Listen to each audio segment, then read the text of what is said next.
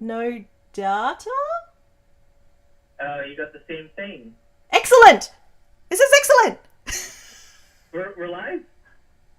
I think so. Top chat. The chat has come up on my screen.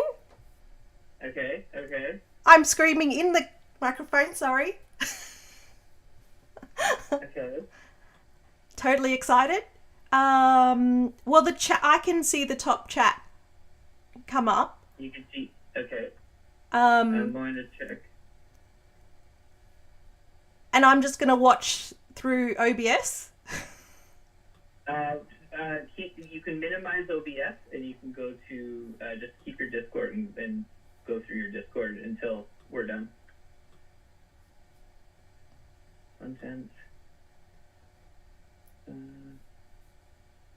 Live. I think we're there. Are we there? Yeah, we're alive. We're alive. All right. Well, we're live. We did it. Oh wait, shall I Holy cow. make a story? Make a story. Hello everyone that's watching at the moment. On the recording, we had some technological difficulties. Technological difficulties. And now I'm going to say that we're alive. I'm doing it too.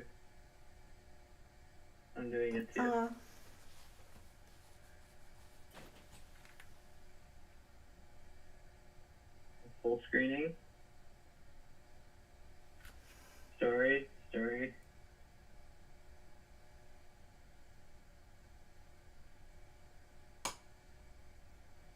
We're live.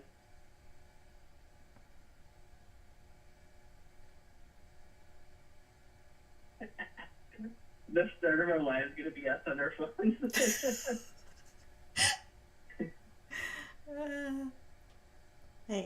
Hang on. Yeah, people log on to watch this live, and yeah, we're just watching some. Wait, how do I watch us live and watch us go on our phones and try to find our own Craftcast YouTube thing? Yeah, we're totally live. I can see us. It's good. Yay, we did it. Yay! Okay, paste. Watch us. Yeah. Watch us. Watch us here. Share. Copy. Oh yeah, I should mention you. We did it. Paste. This is riveting content. That's okay. We're gonna go now. Wait, what? We're doing it. We're doing it, Peter. I'm getting back on Discord on my phone, and we're starting to craft. Are we? There we go. I'm back. Hello. So, welcome. Oh, hi. The Craftcast. We've got one person watching. Hello. Welcome to the Craftcast, everyone. Yay. Or one person. We're going to try to do a crafting challenge. We're going to try to make, what do you call them in Aussie land? In Aussie land, we call them the outdoor dunnie. And you have to say dunnie. No, outdoor dunnie. Making the outdoor dunnie. Oh, I didn't even check your volume.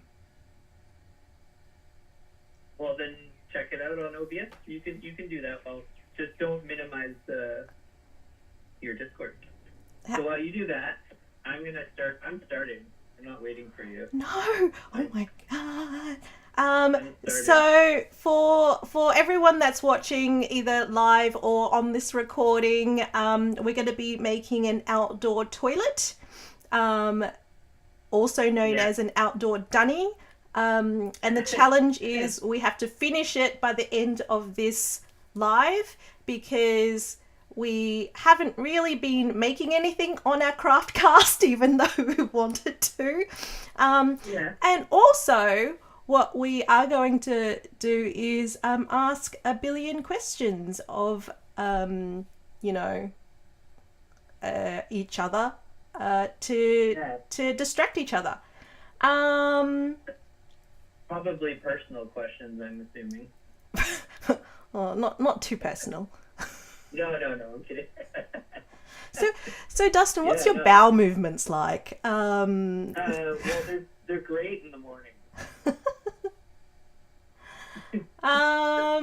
Okay, so I'm not sure how to check your volume, so I'm just gonna like hit stuff on this OBS, and if you look on the OBS, my thing should be moving, right?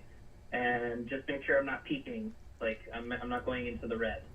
Well, when you're talking, I can see the mic moving. Okay. So I'm assuming it's working. Yeah, this should be working. And is it just staying in the green? And it's going at least halfway? It's like orange. Testing, 1, 2, 3. It's orange. Okay, you can turn it down a bit. You can keep it in the green, but you want it to go as hot as the highest point on the green. Okay. Yeah.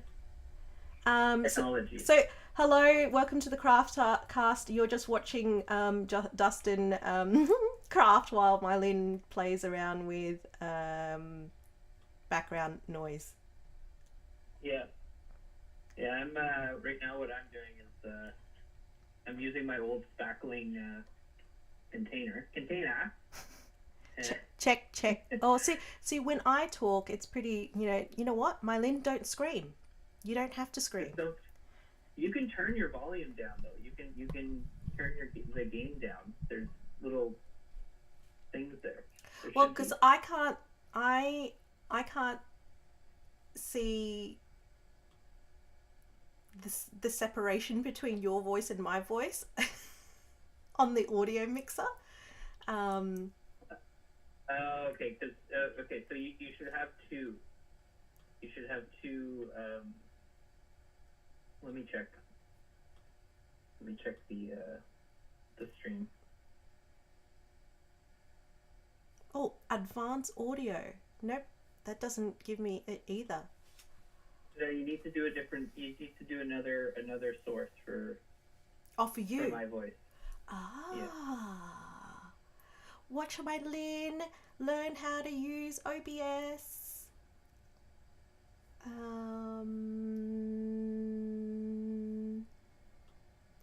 Nope, don't tinker with that.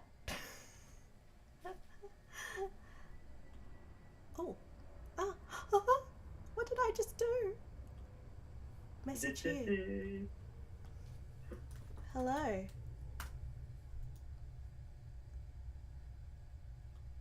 Where is descriptions? I'm going to check.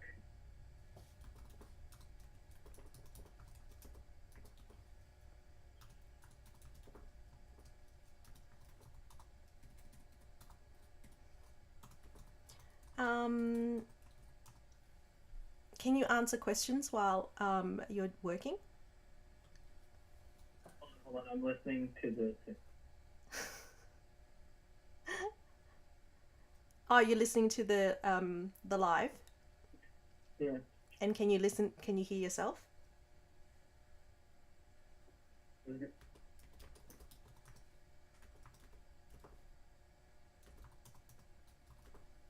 Oh yeah, I can hear myself. Yeah, we're good. All good.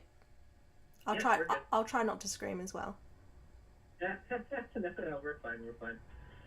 Yeah. So, all right. So let's get into this. Yeah, I'm already started. As you can see, I have not started. Yeah. So what are your questions? I totally did not come with questions. Oh, really? I was going to, but I totally didn't. I'm making a base, by the way. Oh, okay. So we were chatting the other day, and I said that one of my questions that I heard about. No, the one of the questions that I've kind of heard other people talk about was accidents, and especially because I've been watching a lot of, and people do ask me, ask me as well. Oh, like how is it always so perfect? And I'm like, well, it's all cut and edited, so that you don't see me sticking my fingers together with glue, and the mess that I create and the coffee that I spill. Sometimes I do actually post that. I think it's quite funny. But my question to you is, what's your biggest accident? Whether you've hurt yourself really badly and gone to the hospital, or it's a near miss and you've completely, like, what, I could have had my arm amputated because of freaking crafting. Have you ever had, like, a bad accident or a near miss? Near miss is good as well. I mean, near misses aren't good. Sorry, I'm not advocating for injuries in the craft place, but it happens, and I don't think we talk about that kind of stuff because, I've had some, moments where I've soldered things and tingles in my fingertips when I'm holding the, I don't use the little, like, tweezer army things for, like, electricals, and so when I'm electricaling things together, I'm just holding the wires with my bare hands, so I can feel the tingles. So but that's not my story. That's not my biggest story. But yes, please, what's your biggest failure / risky moment / dangerous moment in your crafting life? Now, and it doesn't it doesn't have to be your crafting, because I know that you're creative in chefistry, and sorry, I always say chefistry. I know it's not a word, but I think it's funny. It's like saying Canada. Canadian. I always say Canada because I'm a kid. But yeah, it could be in any of your creative moments. Go. Okay, so, I mean, cooking, definitely. I've had close calls and stuff like that. Crafting, and I want to say this safely, because I obviously don't want to, after this, go and hurt myself. But I haven't had too many near misses in crafting. But I think a lot of that has to do with my misses and stuff like that in cooking. One of the crossover skills that I have with crafting is using knives. Like, I know how to use knives. I know how to use knives safely. Yeah. But yeah, so in crafting, I've the only mishap I've had that was like, ooh, that was a close one, was I almost electrocuted myself. Oh. Pretty bad, because I was working with 12 volts. Right. And when you work with 12 volts, like, you're plugging into the wall, right? So yeah. You've got the full ampage of the neighborhood. Luckily I didn't shock myself, but it was definitely one of those moments where something happened, like a spark, and obviously it was a close call. So then I kind of stopped crafting. It was really late at night. Okay. So that would be my crafting story.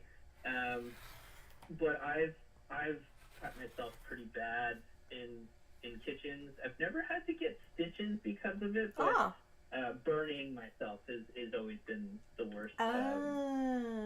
There's been a couple times, anybody who's watching this who is a chef or who has been a chef, you probably all have burns on your forearms, and that's from reaching into ovens. And just, burns from that. But the worst burn I've ever gotten was actually from somebody. And it was the owner of the restaurant. And it was a restaurant called the Ruby, and it was just opening, and I was helping opening it. But we were busy, we were massively busy off the start. Very small staff. Starting off a new restaurant, we don't really know what we're doing necessarily with the menu. We're trying things. We don't even know how it's going to go during service. Yeah. and I needed help online, and the only person that could help me was the owner. So he came online, but I'm 5'8", 5'9" on a good day. You know, this guy's like 6'7". Oh.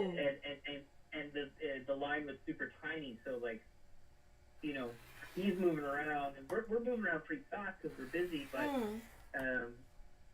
he's just not familiar with kitchens so much. Yeah. And yeah, so he's moving around way too fast. So I'm going into the oven. I have a piece of duck confit in the oven, and there was a lot of excess fat that was on the piece of duck confit, which normally we take off, but because we were so busy, we just took this piece and threw it into the oven, kind of thing, in a pan. Yeah. But I knew that, so when I was pulling it out, I told him, I was like, hey, I'm pulling this duck out of the oven, just like stop for 2 seconds. Yeah. Because if he bumps me, like, yeah, there's burning hot oil all over me. Yeah. And he's like, yeah, no, he goes, yeah, no problem, and keeps on moving and bumps right into me, and spews burning hot oil all over my forearm. Yeah. Do you still have that scar? Well, I have a tattoo over it now. Oh, right. So you can't really see it. Me anymore, and my friend, we just love, like, I know it sounds a bit weird, but whenever I hurt myself and I don't have a bruise, I get a little bit bummed. Yeah. You know, I want, you know, I want to show something. You want a scar. You want a battle scar. I want a battle scar, whether it's a bruise. I hate it when I get a bruise and it's one of those like clear bruises, you know, the no bruises. Yeah. Like it's tender to touch and you know that there's a bruise right under it. But I just hate it when it doesn't go purple and it doesn't go different, you know, purple, green, then, you know, yellow. It's just such a bummer when I don't get that. And yeah, we, like me and my friend, we whenever we get a good bruise, we share it with each other. Just send a text message just with a bruise, and I'm like, that's a sick bruise. You know, bit jelly, but a bit jelly of your bruise. Wow. So like, so you didn't? Did you go to the hospital, or did you keep on working? I kept on working. Oh my god! Yeah. I mean, that's kind of normal though. Like you just kind of keep on working. Wow. It was one of those situations where we were like smoking busy. Right, and not that it's like a good excuse. Like I mean, I got out of that industry for. I mean, I suppose the adrenaline would have like not even. It would have made it a little bit. I mean, it would have been painful, but it would have not been as painful, I suppose. Yeah. Well, not to mention I was furious too, right? Oh yes, yeah. You explicitly said, like, just be careful, and Oh. Yeah. So needless to say, he bought me a round of drinks that night. Hey, I burnt you pretty badly, but here's a pint. Yeah. Oh no, I was like, keep them coming. Meanwhile, I had like paste and stuff on my burn, and oh wow. Yeah, it wasn't great. I can tell you that. How badly have you stuck yourself together with super glue? What's the weirdest like, super glue incident? I've never had a weird super glue incidences. They're always super annoying. Right, because you haven't you haven't stuck your hand to your face, or no, like. Well, I stuck my fingers together many times, and snagging like my clothes and stuff like that, especially. Okay. With super glue. But yeah, no, I haven't. Super glue, I just get really frustrated and annoyed with it. Yeah. Is my thing. Yeah. I just hate gluing myself together and then gluing myself to the actual piece and then having to, I get to the point where I'm like, I don't use super glue anymore, but in the past when I used to use super glue, there comes a point when you've stuck yourself to the piece and you think, do I sacrifice my skin or Yes. do I sacrifice the piece? And you think you've Yeah. spent 5 hours on this piece, you're not going to tear it apart just to, save your skin. That kind of crosses your mind, which is the funniest thing. Like, you kind of go, okay, I want to keep this piece of artwork, but Yeah. skin grows back. It's okay.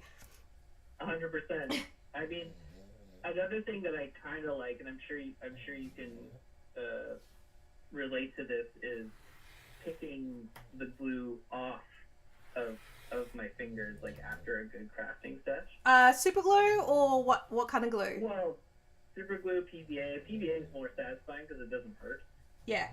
Um, PVA all the way. I mean, in high school, I think, or primary school, I think everyone did it, where you're not even actually crafting, you're just putting glue on your hands, like full hand. Yeah. And then waiting it to dry, and then like rubbing them like this, and like. Oh no! The trick is, like, who can peel off one whole slice of what's it called, PVA skin hand, without ripping it? Yeah. It's a good game. Speaking of which, I'm using super glue right now, actually. Yeah. And the reason being is because we don't have a lot of time. When did we start? And I'm already getting glue all over my fingers. I think I have. See, So for the people that have logged on, thank you so much for joining us. We're making an outdoor toilet or an outdoor dunnie. A dunnie. I'm disregarding my end scale. I'm just kind of making it. Me too. And I'm not going by any scale. yeah, it's gonna be.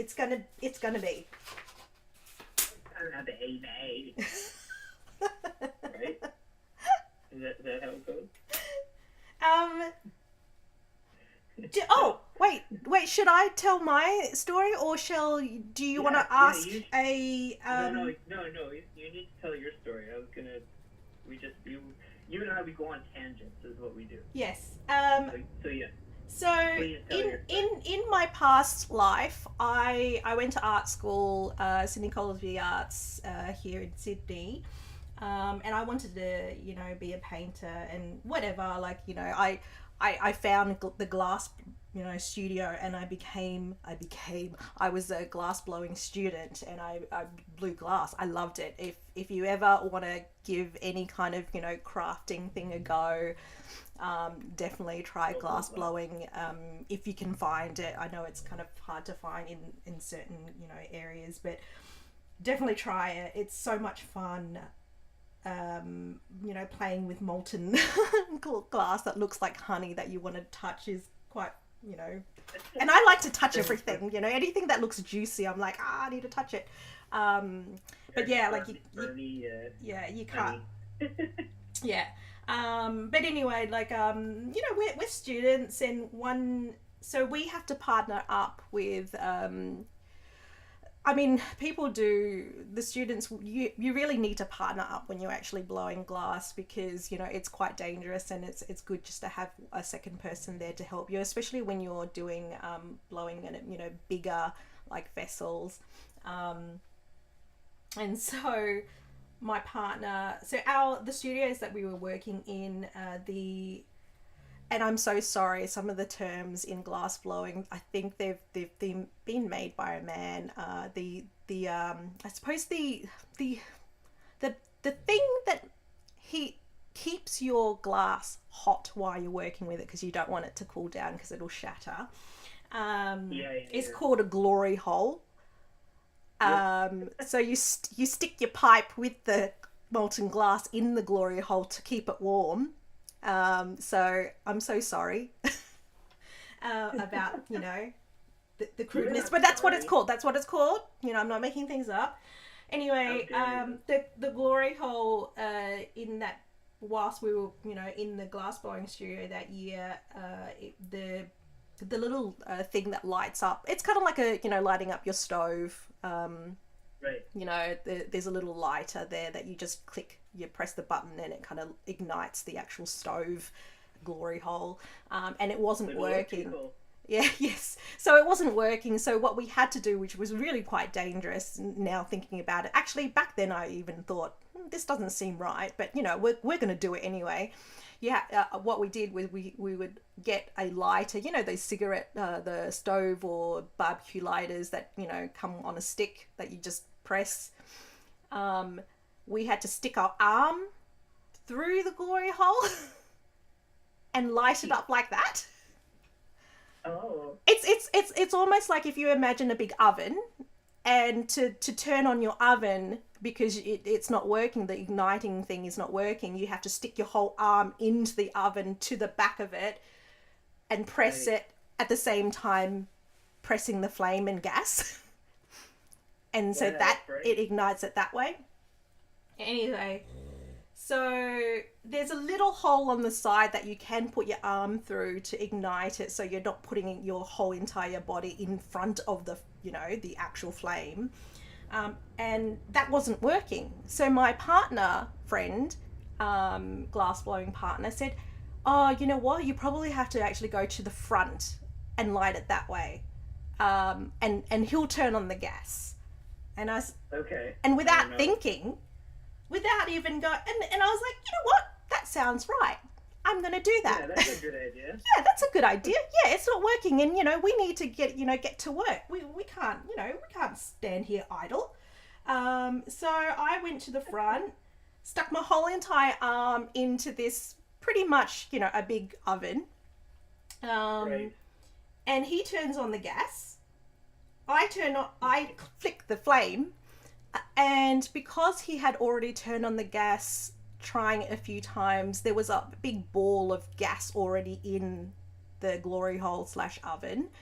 And as soon as I flicked the flame on, a massive Homer Simpson style, you know, when he lights the his barbecue and Yeah. and this big nuclear kind of puff of gas and flames just bellow out of the barbecue onto his face. So that was me. So I like full on half of my body in this glory hole with my hand in it. Thank goodness it was only blue flame. So the gases ignited, then came right at me, and blew through and past and kind of, you know, through me. Yeah. It wasn't hot flame. It was just the blue gassy flame. And The so blue gas. yeah, and so like I singed all my eyebrows off, all of my eyelashes off. I had a really good, like, I singed all of my peach fuzz off, so like my face was all really nice and, like, you know, non-hairy. It was great. Yeah, like that's the only thing that like, touch wood, I was not hurt, because we've had, like, you know, horror stories that we've been told from past students that have, you know, burnt their whole entire crotch, with, like, No. you know, hot glass falling on their lap. So thank goodness it wasn't like that. But yeah, I could have been really badly burnt. Like, badly burnt, but all I had was just, you know, no eyebrows, no eyelashes, and no peach fuzz for, you know, a few weeks. Right. Yeah, I was pretty cool. I was like, you know, freaking, I was sick. I was like, you know, cool for a second there. But that was the, All though. yeah, so it was the work. I think it was a pretty good lesson, a very good near miss. And Also, yeah. like, you could have lost, like, all of your hair too, like on your head. Yeah, oh no, Like, could you I imagine? could have, like, you know what, I don't mind, I don't worry about the hair. Like, I remember all of the other students, my friends, standing around going, "Oh my god, are you okay? Oh my god, your hair's, like, all your, you know, eyelashes are gone." And I'm like, you know what, I don't care, because I could have really burnt my whole face. Like, Yeah. I don't care about the Yeah, hair. yeah. The hair will grow back. Like, you know, burning your eyes. Like, my whole entire face was, you know, covered in that flame. And, like, I really could have, my yeah, face you- could have really been badly done. Like, Yeah. Well, I'm glad that didn't happen. Oh yes, yeah. I'm pretty stoked that it was just a nice warning flame from the glory hole. Don't be stupid. What about paper crafting? Like, I think I don't think I've ever. Have I ever? No, I don't think I've ever cut myself, which is weird because I'm really not good with knives, as I'm using a knife right now. I was talking to a colleague of mine the other day, and I was saying, you know what, I'm really good at like cutting, miniature stuff and papers with knives, but I'm really hopeless at actually cutting things in the kitchen. okay. Yeah, I can't julienne and chop and do all that fancy, cutting business. It just, it doesn't make sense to me. Right. I don't even know how to use a knife, like hold a knife properly. But yeah, I think the worst would probably be, me gluing my fingers together. I think I remember, like all of, I must have spilt my super glue all over my hand, and I didn't notice. So like I was gluing, like I was holding the piece in my in between my fingers, and I was pouring the super glue on top of the piece, but I hadn't realized that the overflow was basically covering all of my hands. So it was glued like this. My hand was glued like this for a while, and I think that day I thought, you know what? I'm not going to use super glue anymore. I've used hot glue guns and been burnt by hot glue guns, but I'm like, no, you know what? That is fine. But super gluing yourself. There's a product that you can get that does release the stickiness of yes of the super glue. But of course, I don't. You don't think about that kind of stuff. You just you don't have that. Well, you didn't. You obviously didn't have it on hand. No. Which is kind of it's the whole point. Well, I mean, yeah, like I don't invest in things like that because I'm thinking I'm not going to glue myself together. Yeah. So, well, you don't need super glue though, like especially with your materials using PVA glue is the way to go. Well, especially with the gluing plastic onto things, I even use the tacky craft glue to stick plastic on plastic, and it's fine. Yeah, that stuff's good. Like what you have different kinds of glues than we do in North America. I think we can get some of the same glues, but I've seen that you have. I've got like your PVA glue. This will work, and you probably have access. I know that a lot of the guys use this, like the model makers that I watch on YouTube. They use AK. This is AK. And this is pretty good as well. AK. No. AK. No. So this is AK Wolverine. It's great. I can't use it too often in summer because it does dry too fast. Like that, I mean, I know that a lot of people, would love the fact that it dries fast, but sometimes it's just too fast for me because, I do work with, very small pieces of paper. I'm still cutting, and I can see that you're like constructing. So yeah. I need to like ask you more questions so that you are more distracted. Okay. I mean, I could ask you questions. Okay, yeah. Yeah, yes, no, yes, nah, yes, no. No. No. Yes, no. Go ahead. What should I ask you? I mean, I always have a million questions for you, but I typically ask them like every morning when I'm on the metro.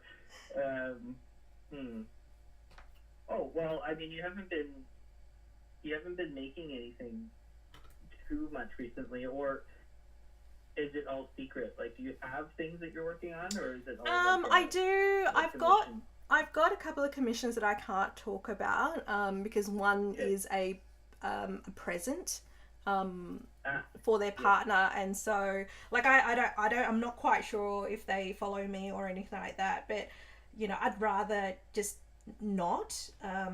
Oh, of course, of course. Yeah, Yeah, the temptation. And you know what? Sometimes, I mean, as much as I love filming and showing the process, sometimes it's kind of nice to have the making moment for myself as well, sure, because it's so absolutely. it's totally different, you know, to filming. I mean, I love filming. I love watching, you know, people and you know, I mean, I'm watching you kind of set up your thing right now, and I just love this angle. Like, I see this and go, I want that angle. Like, it really motivates me to get better at making, but showing my making. I just love it. I love it so much, and it's weird. Sometimes I love Absolutely. the editing and the filming of it, the art of filming of it, and I think that's why I'm madly in love with documentary makers and things. You know, the Mm-hmm. angles that they get. It's just to tell that story so well in pictures. It's just Right. so nice. But yeah, Yeah. Yeah. I'm definitely I'm making in the background, and I am sharing it kind of on Patreon, kind of, and I'm gonna try really hard to maybe like share something on Instagram. But yeah, at the end of the day, like, yeah, and I also need to make that bloody like bloody no that scissor lift as well. And I think You can I'm say bloody. You blood can yeah. say bloody. Yeah, but you know, no, but I don't want to talk about, you know, making as a negative either. Right. Um, Yeah. Well, it's not. But we're also craft people, so that that saying bloody bloody scissor bloody to lift. something doesn't necessarily mean it's a negative thing. Yeah. Okay. Good. Good. Good. Yeah. So I have to make that scissor lift, but I think I've actually made myself a bit nervous about making it. I think because, you know, Interesting. because normally when I make stuff and I put it on Instagram or on YouTube or whatever and show people, I've already made it. I've already made it. I've already recorded it. Right. There is no Right. Right. expectations of Right. me. I'm just doing it for fun, and I'm doing it for my own kind of, you know, oh, this is what I can do. Um, Mm-hmm. and, you know, my own self of like satisfaction of, you know, editing. Um, so yeah, it just makes me nervous now that like people are expecting it. So I'm like, oh Oh my man. god, what if I muck it up? Ah.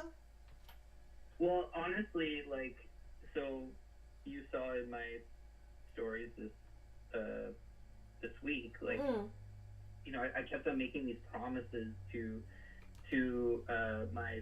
my audience. yeah, Oh, I'm gonna have the Rialto done on this weekend, and and then life happens, and of course it's we're getting to Christmas and all that kind of stuff. So yeah, life is busy right now, and I'm just like, I'm not gonna be able to get to this at all, and then I have this like existential crisis that I'm not providing content to my audience, yeah, and I'm yeah. feeling bad about it. So it was just like, yeah, it's the same thing. Like, just sometimes you have to like take a step back and Which is it's funny because I think I was talking to David Miniatures as well, and I think I've talked to you a few times, and it's one of those things where you know, like anything with this whole being on social media and kind of being on show with your making,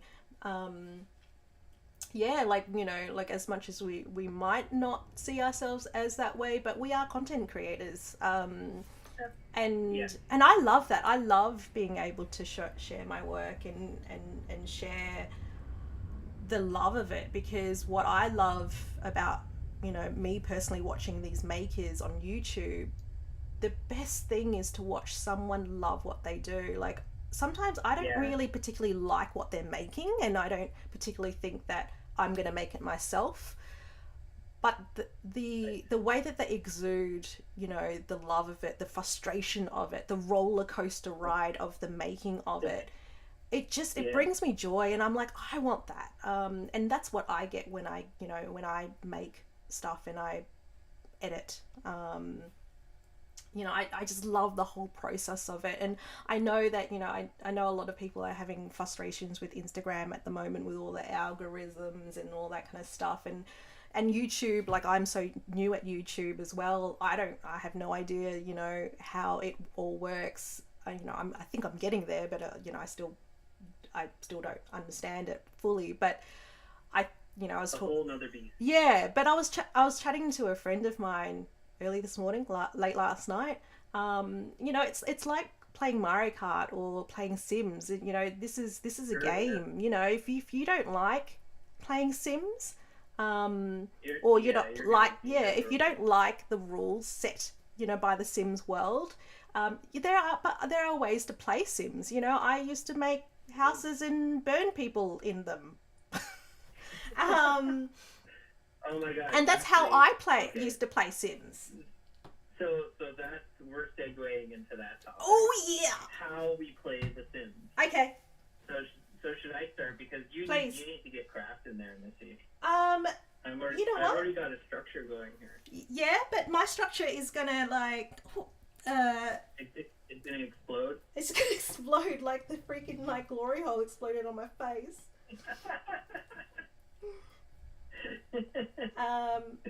Yep. Keep on laughing because then you get distracted. Yeah, that's my plan. Yeah, I'll keep on laughing.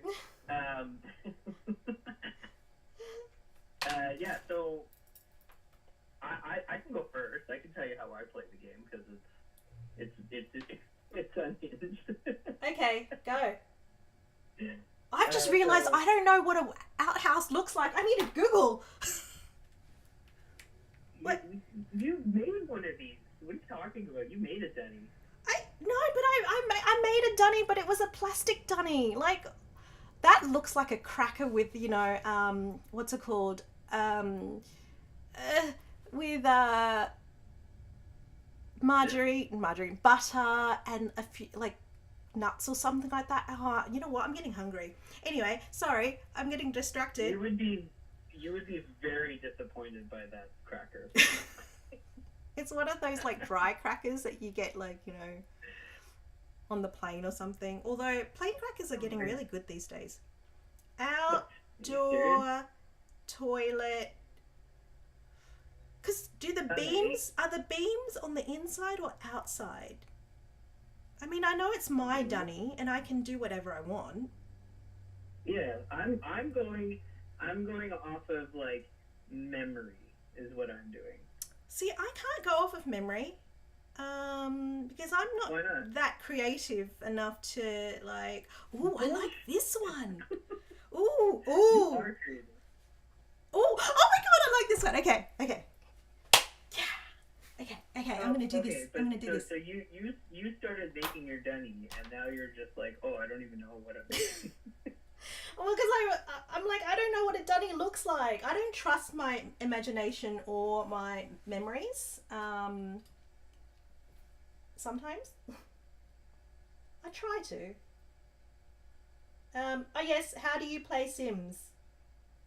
Okay, so first of all, it's like superbly unhinged. So what I do is I start a family kit. Yes. And yep. The first family I'll start off like kind of actually playing the game. Yeah. Where you know I get them a job and they're working for a bit. They get some income because like it's not really fun. Like I don't like when the Sims suffer from like you not actually making the suffering. like when they're like you know just don't have enough money and stuff. So I always get them like living, working.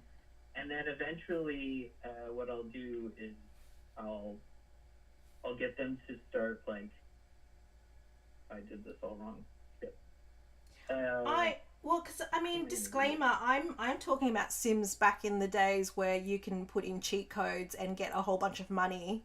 Right. Yeah, but so I wouldn't do and that. no though. job. Like, I would play it like as if they're like living their first life.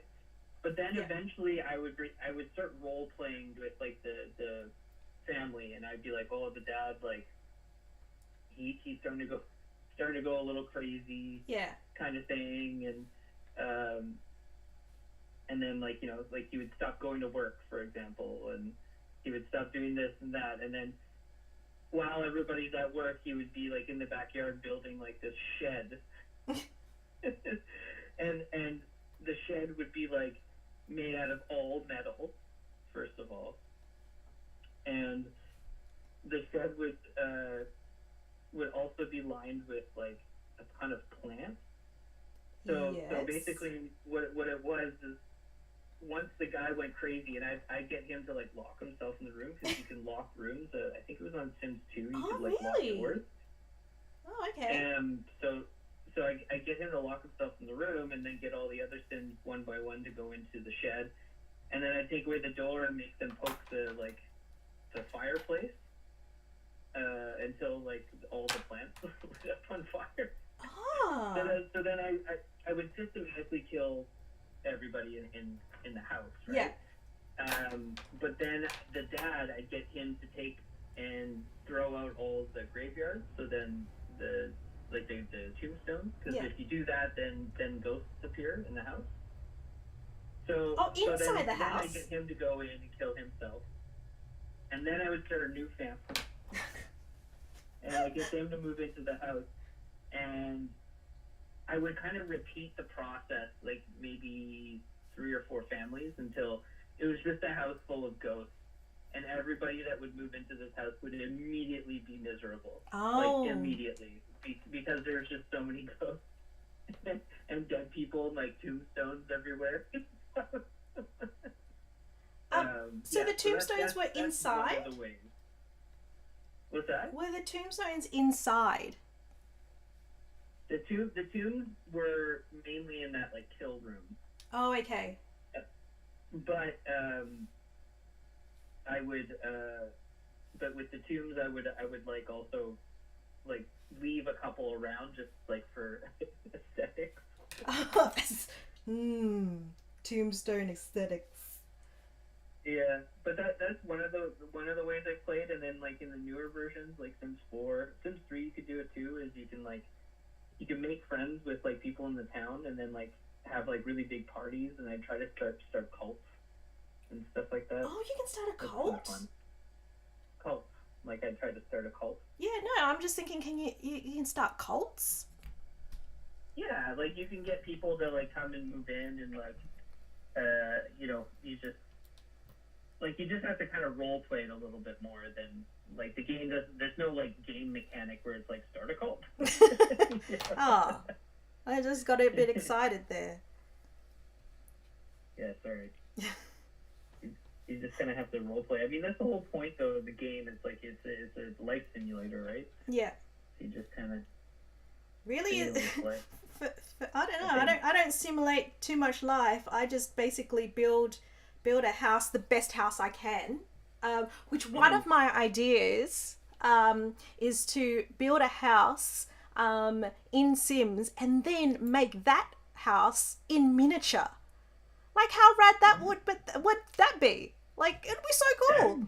That's a great idea. Yeah, and then it'll be really cool if like all of us in the community get Sims. Yeah, everyone needs to play Sims and make a house. Then make their miniature house, and then one day we have like this like convention where we bring all of our houses together. That we made from the Sims. Yeah, and then it's like a freaking miniature town thing. I like it. Anyway, that's my dream. But that's my dream. I dream pretty big. It sounds like it. Yeah, because when I used to play Sims, I just made the best house I could, and once I was finished, I would then make a little pool house out the back, and then get my Sims to go swimming, and then I delete the stairs, and then they swim to death. And I think when I was still playing, I think they release, then they become zombies or something, or ghosts. Oh. And so I think that was the second one. Yeah. 2, maybe? Yeah. Yeah. Okay. And then basically it's the matter of, trying to get the ghosts or the zombies to come out. And then once I see that, I'm like, okay, done. I'm gonna make another house now. Like, because Oh, okay. I just want to make the house. You just want to make the house? Yeah. And then make it in miniature. Sorry? And then make it in miniature. Yes. You just want to make the house and then make it in miniature. Yeah. And then, you know, try to kill them. I mean, sometimes I do kill them by burning them, but I don't know, for some weird reason, it just seems so mean. Like, I don't know, watching someone burn, it just... I know, they scream too, it's hilarious. And then look up at the camera and they're like, boo boo boo-gee, boo boo boo-gee. Yeah, tell me that. And meanwhile, I'm like, yeah. Or, like, you know, sometimes they die because, you know, like, I don't shower them, or I don't let them pee, and then they pee in their pants and they pee on the floor. And they're so unhappy with me. oh yeah, don't worry about that. Yeah. But yeah, boo boo G. You can't worry, burrow latte. Yeah, that game's fun. Danielle and I, we did a little run through, and we were actually playing though, like we were trying to play for real, like get a job. For real? Get a job. I think it's like, I remember I played it once for real, and you know, trying to, you know, I think one of the tasks that I had to do, like I got a job, that's fine, but the other task was to like get married, and I was just horrible at it. Like I just, you know, no one wanted to marry her. And then I thought, oh, maybe because I'm a girl, so I, you know, made a guy character, and I'm like, again, you know, miserable. Yeah, but that game's like, it's fun. It's a lot more fun to not worry about like marrying and stuff like that. Yeah. Like, and having kids. Like I always turn off the what is it, the age, the aging, because like I think it was in the third one they started aging, or the second one, and I turn that off. Right. Okay. Because like they age so fast, and by the time like you finally get like a decent job, they're like ready to retire. Yeah. So I don't like that. But there's this one YouTube guy that I've watched, and his name is Josh from Let's Game It Out, and he does a playthrough of The Sims 4, and it's just, oh my god, it's just so unhinged and so hilarious, and I can explain it. It's pretty funny. Yeah. I'll send you the link later. Yeah. But basically what he does is he discovers in Sims 4 that you can go to the park and you can invite people over your house. Yeah. Right? So he's like, oh, and he's like, I like that. That's cool. I'm gonna exploit this. So then he tries to get basically the whole town to come over to his house. Oh. But he has this one guy, like, as he's trying to, like, he's working out this game mechanic, he meets this one guy. His name's Rusty. And Rusty, he like forces him to like come in his house, and then he does the option where he keeps the door locked, but only for Rusty. Right? So he can't leave. Yeah.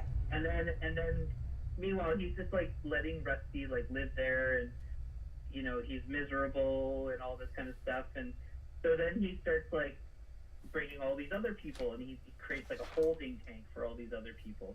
Fuck, now you're going really fast. Shit. I just saw where you are, and I'm like, oh my god. I've only got 2 walls. 2 walls, like I have framing, but that's it. Oh. Yeah. So then he starts painting Rusty in like different, like places, like, you know, he's like in the fetal position on the ground crying, or sleeping in like a little child's bed, or working out or whatever, just trying to like pass the time because he's miserable. Yeah. And so he's done painting him, but then he finds out that he can sell the painting. So he starts like doing like these big art galleries of paintings of Rusty in like different like moments, like him sitting on the toilet taking a crap. Aww. It's, oh my god, it's so bad, it's so funny. And then so he starts selling all the paintings and becomes like a millionaire. All right. And then as he's like painting or selling these paintings, Rusty's wife comes by to look for him, And, you know, obviously he's like, oh, I don't know where he is. Meanwhile, he's like, is this in the one house. gameplay? Yeah, this is all one gameplay. Okay. And then so then he knows, like, he keeps on painting, and like there's other people there, and you know he's like messing with them and all that kind of stuff. But then he goes to like paint Rusty again, and he realizes that he's like super old. Oh no. So now he's like old, and then he dies. Oh. And then the wife comes by again, and she's like, where's Rusty? And he like tells her, because I guess there's an option that you can tell her that he's dead. That's so sad. Like, what? How long is this? Oh, how long is this gameplay? How long? Yeah. Well, the video is like 22 minutes. It's all edited, right? Like. Oh, okay. It's not. It wasn't. I think he streams, but I think he does like what we're doing, like the OBS studio and records it and all that kind of stuff. Oh wow, we've got questions, and we didn't even like. It just it just updated when I looked up. Is that weird? So we have Raw. Hey, Dustin and Mylyn. Hey, is the chat for questions? Yes, it is for questions. Yes, please. We're just where are you both drawing inspiration for your outhouse? Western cinema, personal experience, grandma's house? That's a good question. That's a good question. Yeah. I'm drawing it from like very kind of cabin fever type outhouses. Like, I've been playing Red Dead Redemption, so that's kind of where I'm drawing my inspiration from. I was going to make an outhouse just from my head space, you know, from memories and whatever I've seen on cartoons and things. But I'm not very good at that because I'm really particular on like the details, and I want to get the details right. So without Dustin, you know, looking up, because I don't want him to see it, don't look up. You cheated. No, it's not cheating. It's reference material. We did not create a rule. Yeah, so this is what I'm gonna make, because I really want to make the little roof, and I'm not gonna say what the roof is because I want it to be a surprise. But yeah. You got corrugated paper, don't you? No, it's corrugated, but I'm not going to tell you what it is. Corrugated. So yes, mine's a Googled one, but like it's a, you know, a mesh between a Googled one, because I'm not gonna. The walls don't look the same as the picture. So that's what I'm making at the moment. I'd say all artists just draw inspiration from the Shrek movie opening. Oh yeah, Shrek. Kind of, yeah. Yeah. That's kind of the vibe I'm going for sure. Oh, action figure sold separately. Super glue in the beard is the worst. You know what? I wish I had a beard so I can actually say that. Because ever since I was little, I've always wanted a beard so I can like think and do this. And just stare out a window and like just stroke my beard and look like I'm really in deep thought. Because like me doing this, it doesn't look like I'm in deep thought. It looks like I'm just like, I don't know. I don't look like I'm in deep, you know. Yeah, see? That looks heaps more well educated. I'm getting plastered in my beard. That's okay. That's a very arty thing to do. Might try stained glass. Don't trust myself blowing glass, keeping it hot. Oh yeah. Stained glass is cool. Yeah, I do like stained glass. Stained glass is very cool. Yeah. I love stained glass. I didn't do it because I'm really bad at soldering and those extra pieces. I'm not even sure how I landed in like, you know, glass blowing really, because I'm very afraid of big machines, even though I love big machines like that, and I love all, you know, gases, you know, freak me out, but I don't know, I just landed in there.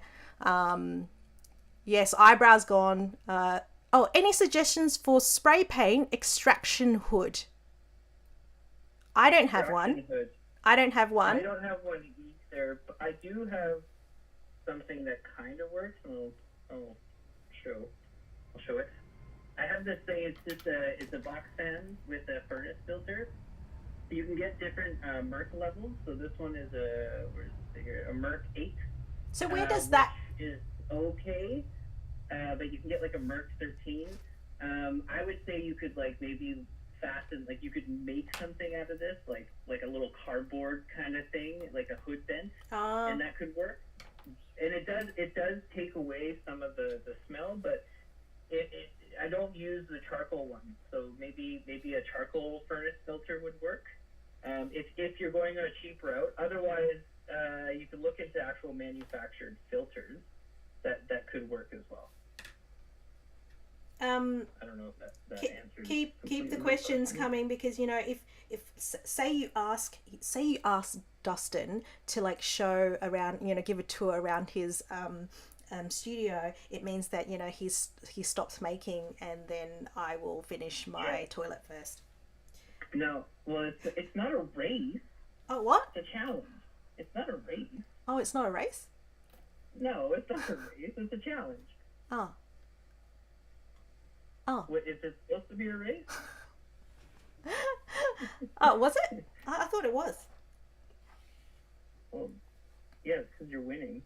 You'll see. Then I'll start winning. You'll be like, it's not a race, Justin. it's not a race. What are you doing? It's not a race. Okay, my question for you with your dunnie. What's my dunnie? Door open. Yeah, with your dunnie. Yeah. Your dunnie. Door open or door closed? With your dunnie. Dustin, who do you think I am? The door is going to be hinged so it can be open or closed. Thank you very much. Wow. Yeah. I'm definitely not doing that. What? Yeah, no, I'm not. But you've gone to the trouble of like doing a full-on frame for it. Like, look at that. Yeah, because this is how I do it. So the reason why I do it like this too is like the reason why I started miniature building is because I wanted to teach myself how to build a cabin, but like properly. Oh. So when I build, I don't always do it like this, but when I'm doing stuff, like for example with this is going to take me a long time, but I'm almost done, and then I'll be able to just lay these slats down. Yes, which I've kind of done it not backwards, but in a weird order. Like I've just realized, I don't know why I'm putting the slats on now, but that's okay. It's working. No one's here to judge. No. And like, I mean, there's no necessarily wrong way to do it. The way that you're doing it is just like you're making your walls first, whereas I'm making the frame and then putting everything on the frame after. Okay, so my toilet, my outhouse. Your lore is your lore about the toilet. Yes, is going to be on stilts because it's going to be in water. So that when you poo and you pee, you will just go into the water. Nice. Yeah. Very smart. Very, very smart.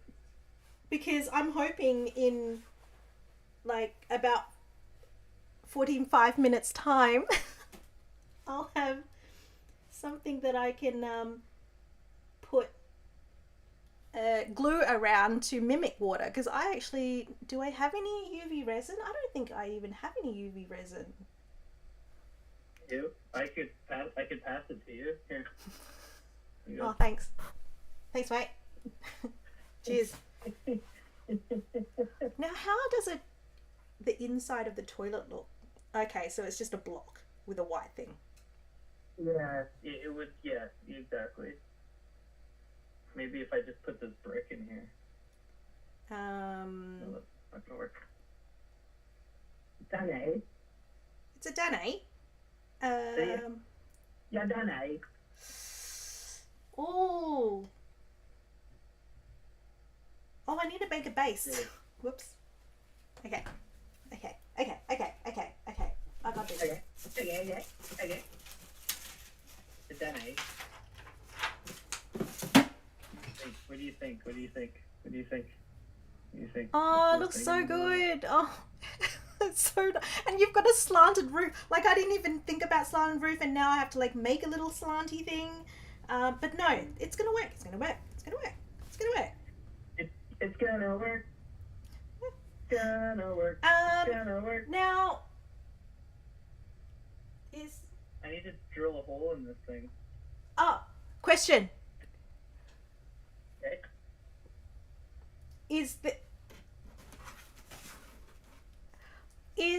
I've got a questions book. Oh. Yeah, I know. You wrote down a whole bunch of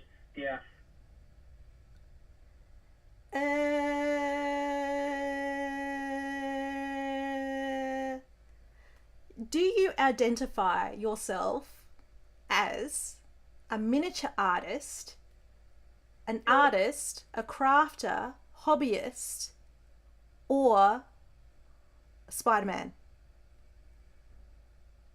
What was the second one?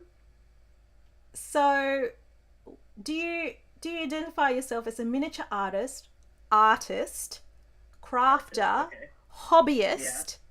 Basically, when you talk to someone and you say to them, "Look, I make miniatures," do you call yourself an artist? Do you go, "Oh, I'm a miniaturist," or "I'm a miniature artist"? Or I usually say one of two things. Either I go, "Hi, I'm Spider-Man," or "Hi, I'm Justin." No. If I were to answer your question, your lovely question, seriously. Yes, please. It's serious. I consider myself an artist. If we're talking specifically miniatures, sure. Like if I'm in the room, like for example, at the miniature meet with everybody, I consider myself a miniature artist then because I'm with, I do miniature art and I was with miniature artists. Yeah. But I just consider myself an artist because I do more than just miniatures. Like my full-time job is animation. Like I'm a lead animator. I did a 15-year professional cooking career, and I've been in a band for countless of years now. So I would say more of an artist. I would call myself. Yeah. What about yourself? I would consider you an artist, not just a miniature artist. And I would consider everyone, whenever they, which I mean, I know that a lot of people like to give themselves, a bit of a. I'm so sorry. I hope that didn't I just bumped my microphone. No, I'm hearing. That's good. Whenever I hear people, call themselves, miniature artist or miniaturist or, which, I'm not poo-pooing, people that want to give themselves that title. Oh my God, right. you actually got tools out. Oh, jeez. Yeah, well, I make bigger miniatures than you. Yeah, but that's, you're being profesh. I'm just being efficient. I don't want to dig a perfect hole out of this. There we go. Oh yes. I'm being professional. I'm just working with wood, and you're working with paper. It's different. So I call myself an artist because which actually has, for me anyway, been pretty hard to call myself that. Especially, a practicing artist. I think, I've always kind of gone, nah, I'm not an artist. I just kind of dabble in stuff. And, from time to time I will kind of downgrade what I do a lot. But I'm trying not to do that because a lot of people do find even, my kind of what I do. It really humbles me when people come to me, like, up to me in person, like face to face or online, and say, look, you've inspired me, or, look, I love watching your videos because it calms me down, like, after a stressful day. Like I've learned to kind of take that and go, you know what, thank you so much for letting me know. I'm very gracious and humbled with that, because it makes me realize that, yeah, like, yes, I might find it silly sometimes that I'm doing this, but I'm helping people. And to downgrade my skills in saying that, no, I'm just a dabbler, kind of downgrades what they see, what they take from me. So I'm trying my best to kind of, always see myself as a practicing artist or / artist, and think that, yes, I am kind of professional. I am professional. So yeah, you are a professional. you work and produce miniature art for galleries. You used to be used to do many mediums of art and do it full time. Yeah, I consider you a professional artist. Yeah. So yeah, I think it's it's always kind of been that kind of weird way that I always just downgrade what I do, and I think it's because yeah, I don't know why. I just I feel kind of embarrassed by it. Nah, you shouldn't be. Why though? Yeah, and I think you've been doing miniature art for how long? I don't know, as long as I can remember.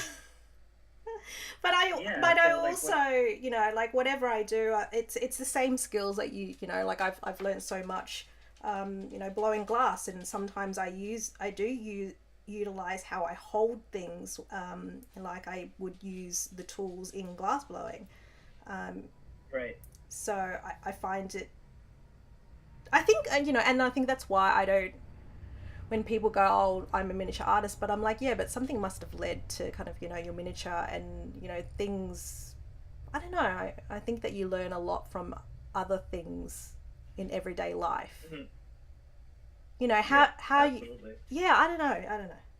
I think I know what I'm talking about, but I think I don't know what I'm talking about. You do know what you're talking about. Yeah. You know what you're talking about more than what I know. That's darn sure. Darn tootin'. But yeah, no, look. Some boards on this thing here. I'm falling behind. Oh, I'm falling behind because I'm talking. I see things. Adam, hi Mylyn. This is a question from 2 streams ago. Forgot to ask. Oh. Have you tried rolling out flat the putty for making brickwork stamps with your roller cutter? Yes, I have. I mean, I use Vimo to roll out my to create the relief of words. I use Vimo, and then I basically take the sheet of styrene brick and I lay it on the Vimo so I can create a relief of it, and that's how then I get the relief, and then I stamp it onto the roller. But yeah, I'm trying to figure a way to be able to get to make my own brick texture, because as much as I love using the brick textures that you can buy from the hobby stores, it's the relief isn't deep enough to get a good solid print on paper. Yeah. So I'm gonna, it's just because I'm lazy. No, I'm not lazy, I'm procrastinating, and it just, it seems like such a tedious job to do, but I know that once I do it and spend half a day making a proper, stamp for myself, I won't need to do it ever again. But it's just that kind of overcoming that, I need to take a whole, half a day or whole day doing it kind of thing. Yeah, well, bricks are tedious. No matter how you do them too. There's faster ways to do them, like using foam, and I've seen you scribe bricks too into paper. Yes, and I will do it. if it's like different bricks. Like I remember I had to do like a sandstony kind of, uneven bigger brick, and so I just did that by hand because like I can't. It's only I've only made a sandstone brick wall once, and I thought, well, I'm not going to invest the time into making an embossed stamp for this brick texture when I don't know the next time I'm going to be using it. I kind of like, I didn't mind the process at all, and it's kind of nice sometimes to shut your mind off, listen to podcasts like this one. And and do things like that. I kind of like those. I love doing tedious things. I love it. Yeah. I always, as I'm doing it, I'm thinking, how can I make this better? How can I do it faster? How can I do it, in a way that like is more comfortable? I just love it. I love that kind of stuff. Like I always think of myself as a factory machine. Like you get little assembly lines going. Yeah. I love that process. Yeah, I'm the same way. Like, so I work very similar to how I work like in animation. Is I do passes. Yeah. Oh, okay. So I'll do like a like for example, if I'm making more than one thing, like if I'm doing a facade but I need to do a bunch of cutting, like I'll do all the cutting. Yes. Yeah. First. Yeah. And totally me too. That's the first pass. And then after that I'll do, if it's now sanding that's required, then that will be the next step, so on and so forth. Yeah. Is kind of how I do it. I'm not watching the time. And okay. Does it We've tell been me going for 1 hour and 16 minutes? Yeah, but we did fluff around at the beginning. We did, yeah, because we were all excited about being finally live. And we're like, vlogging, whilst we're on live. So that was riveting live stuff. You know what? I don't know how to actually pronounce your I'm trying to read the chats. I don't know how to pronounce your name. Sikix Studios. And you're gonna haunt me. I've been an artist my whole life. Learning every day is something new, so I like to call myself a student of the arts. Cool. See? Oh, cool. I like that. And I think I that like that too. And I think that, especially on, I think we've chat about this a bit as well. What you see on social media, of us making, and like it's just a little glimpse of what we do. But in the background, we're chugging along, and we're really we're making as much as we can, learning from different, from like the hours that I spend, watching YouTubers make is also a thing as well that I call, my own personal development. But even, trying different crafts, like I'm so into crocheting, and I'm so into watercolor and plants. Like I love plants. I love digging around and doing planting thingies. And I love learning about that kind of stuff as well. So I think that, I think you're a student of everything. And when people kind of go, oh, but I want your skills, and it's like, well, you just have to keep on making, and experiencing. Yeah. Honestly, I still sometimes get that feeling of like, oh man, I wish I could do that, or I wish I could do this and stuff. But I always remind myself that, it's like you just gotta keep on going, gotta practice. But also, and I talk about a lot. Also, it's for me knitting. I want to be a great knitter, I do, and I don't know. I think it's because you want to just be a grandma. Yes, knitting. yes. I want to be a grandma, so much. But with knitting, it just doesn't feel good. Like when I do it, I can knit, I can purl and do all that kind of stuff, but it doesn't float my boat. It doesn't spark joy. Like I like the end result, and I think that and I try to say this to people in a nice way. Um, you don't have to like, if you like knitting, you can just watch knitting. You can watch people diamond dotting and enjoy it that way. There is no problem There's with no obligation. yeah, there's no obligation. to And learn. and if you are itching to do it, do it. Like, you know, like for me, yeah, every now and again I have the knitting itch and I will try it, and I will quickly understand and learn that, you know what, my hands don't like this. My brain doesn't brain Yeah. and doesn't brain in like knitting. And I just go, you know what, I've tried it again, and I'll leave it for another 2 years. And I might try it again in like, you know, 3 years time. But I think you also need to be kind of, you know, gentle on yourself, and understand that, yeah, sometimes you might like something and you want to try it, but you know, your body might not like it. It might not like gel. Totally.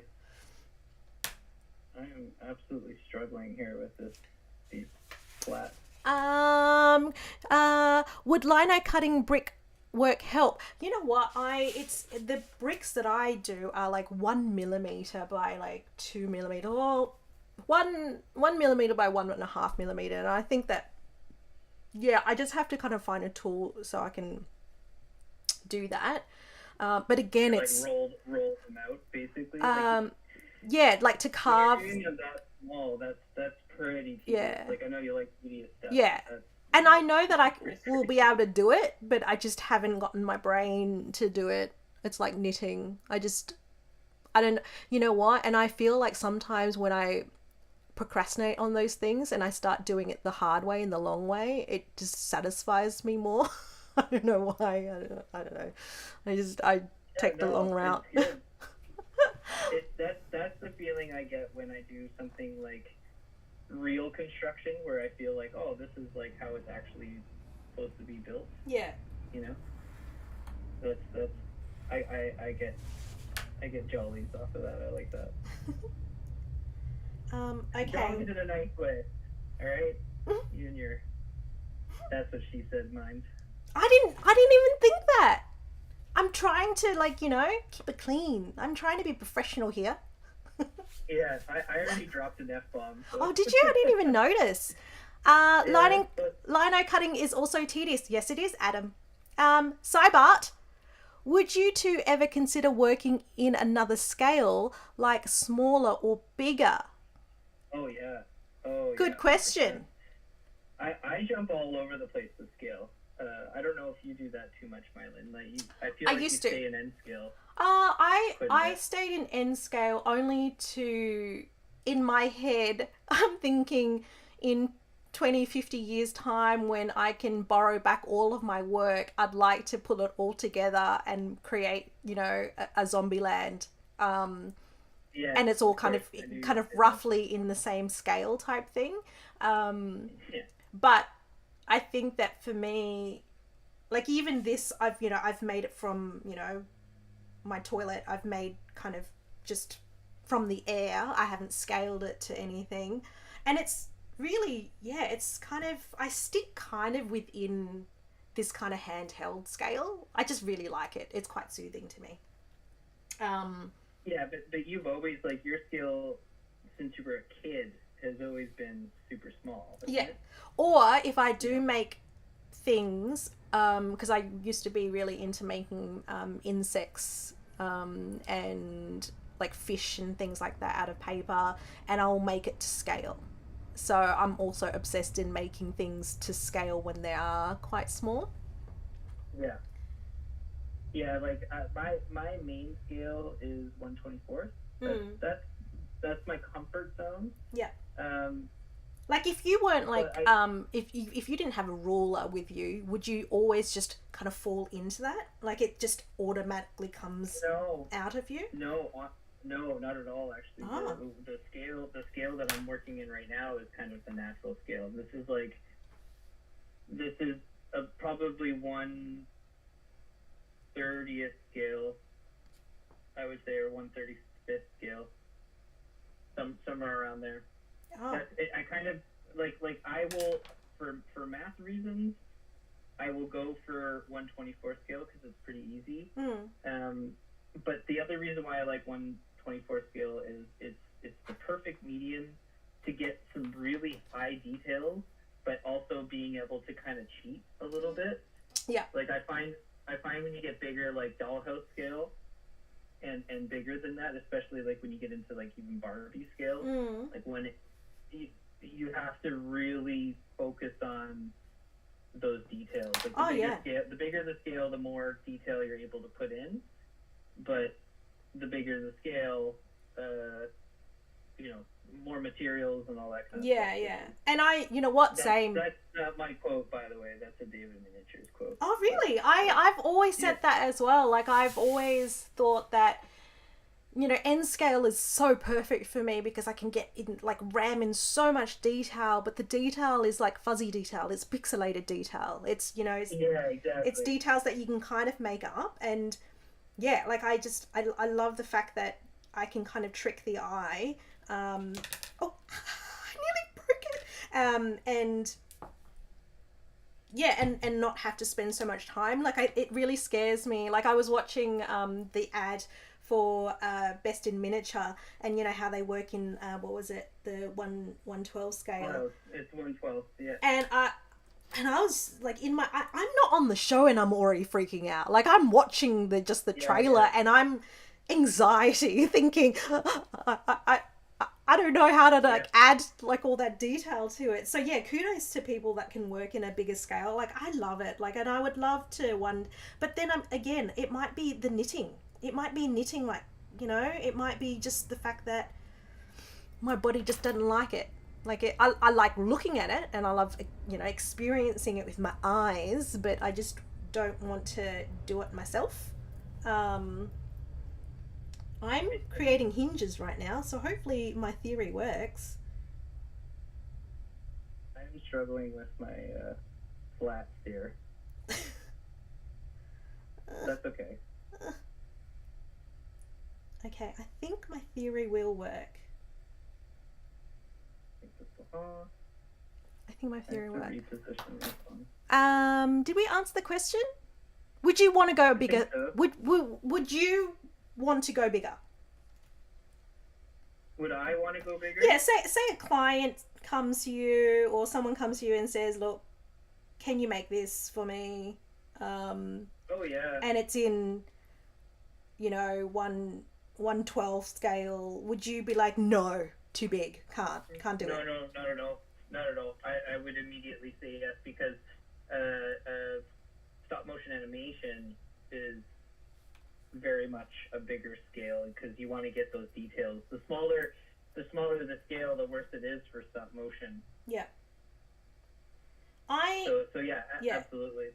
Definitely. I think I mean, here's a bit of a story. I used to work full time in retail operations and do art on the side, and I honestly don't know how I did it working so much in my corporate job and then doing art at the same time.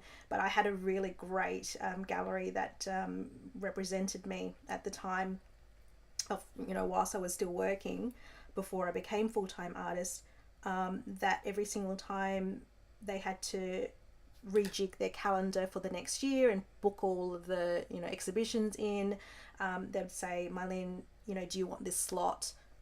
And I would say yes without hesitation. I'd be like, yeah, I'll do that, and knowing that I won't sleep the 2 weeks before leading up to the exhibition because I've left it last minute because I'm more interested in earning money and at my corporate job, but also with the solo shows I also said yes to group shows. So there's a number of times where the group show would be everyone that needs to make an artwork using brass, and I said yes. And I'm like, I don't know, I've never used brass before. So I Googled the poops out of it.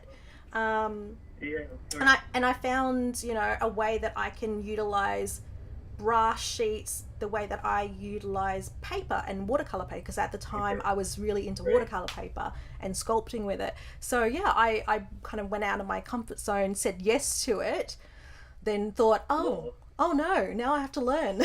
And yeah, I'd say that, you know, my thing is, yeah, say yes as much as you can. Of course, don't say yes if you know you're gonna, like, you know, absolutely fail and not deliver, because you don't want to do that, you know, with galleries or No, with yeah. clients and things like that. Yeah.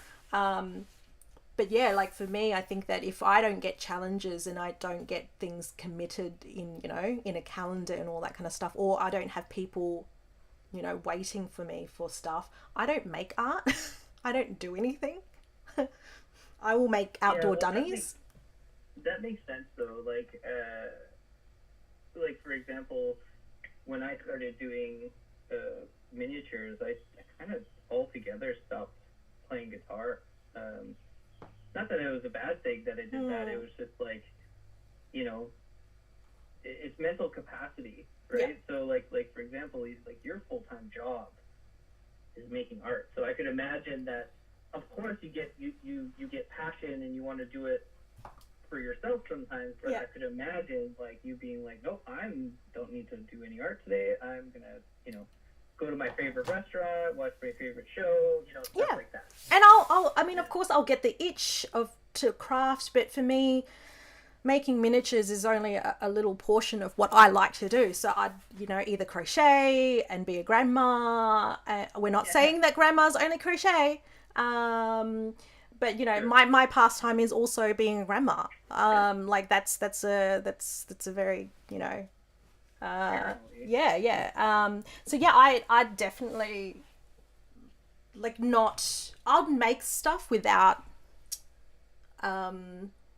like a direction. I just make stuff. yeah. You know, I'd be like, oh, wouldn't it be funny if, you know, you made a like a bin, and I'd just make a bin. You know, and wouldn't it be funny if it was all out of paper and I have to, like, figure out the wheels? So it's always like, you know, that little Yeah. kid that challenges themselves in making things.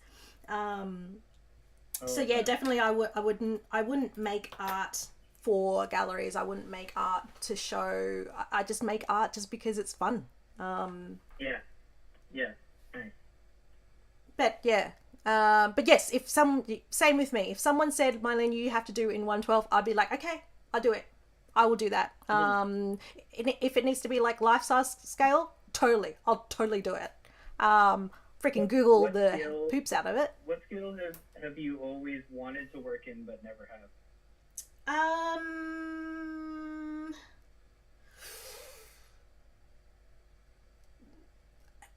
A hard question. never have professionally, or never have at all. Just just at all. You just never have done it. Um, I don't. I'm so scatterbrained that anything that I see, I will do it. I will find ways to be able to do it. Like I've forged things. I've forged. And I've got a scar on my, like, arm because one of the metal pieces, I was bashing the metal, and one of the metal pieces flew off and went onto my arm, and it burnt. But I was, like, full of adrenaline because it was so much fun that I didn't even notice, and it just sat there on my skin, burning through my skin. Um, and yeah, I still have the scar. Oh my god, yeah, that's an injury. Yeah. There you go. There you go. You've got more injuries than that. There you go. You Yeah. hurt yourself. Great. Um, yeah, I don't know what. I've kind of. Like for me, I'd love to make something in like extremely small scale, like smaller than your scale, like a 1/15 ton. Oh, okay. So you're 1500 scale. thinking still. Okay. So I was thinking in terms of, okay, I want to do leather craft, or you're still thinking in this world, in this miniature world. Mm-hmm. Okay. Um. Well, yeah. Well, yeah, Mylene. Yeah. Well, yeah. Well, Um. yeah. I think. I'd love to tackle 112. 112. Yeah. I'd love to tackle, like, you know, either a dollhousey type thing or a train, you know, thingy layout. We should do a 112. We should do a 112 challenge. And watch me cry. But that's okay. I think that's good, like, content. Yeah, that'd be fantastic. I mean, I'd probably cry too. And I'm like, I don't have any materials in the 112 scale. You have a ruler. No, but like, you know, foam and like, I mean, oh no, I've got heaps of cardboard. Yeah, and then you know what? Yeah, we can do this. We can do this. Oh yeah. Oh yeah. We can do anything. Oh yeah. Oh yeah. I see some more like things coming on chat, so I'm gonna read it. Yeah. Question for both miniature scale. Oh wait, did I read what would you consider working in other? Okay, Adam. Question for both miniature scale number 1 or number 2 in the outhouses to add some flair, huh? Oh, number 2. I was. Oh wait. Okay. I know this might sound dumb. What is number 1 and what is number 2? Because I always get confused. Because I thought... Okay, because I always thought that number 2 was poo because number 2 and poo rhyme. Is that it? Exactly. Okay. Yeah. So in my river that this toilet is on, I want to have in a river, I want to have a poo floating with fish. Do you have time to make a poo? Do you have time to make a poo? I already made a poo. What? How did this happen? So we're at 136. What are we at? 136. 136, an hour and 36. Yeah. Which I'm gonna say, I'm gonna say that, you know, the first half an hour didn't exist. So. Yeah, like it went by so fast. I think I've managed to glue my hinge to the. No, I've glued my hinge to the door. Get off! Get off! Get off! I keep on covering my camera with my hand. Yes, and like my action camera. It's so funny because a lot of people are like, oh, you know, I want to film myself, you know, making miniatures, and I'm like, oh, get ready to strain your neck around the camera like this. Get ready to, you know, because, you know, like as much as it's cool to film from far away, you know, when you're working in like really tiny miniature, you can't see anything. No.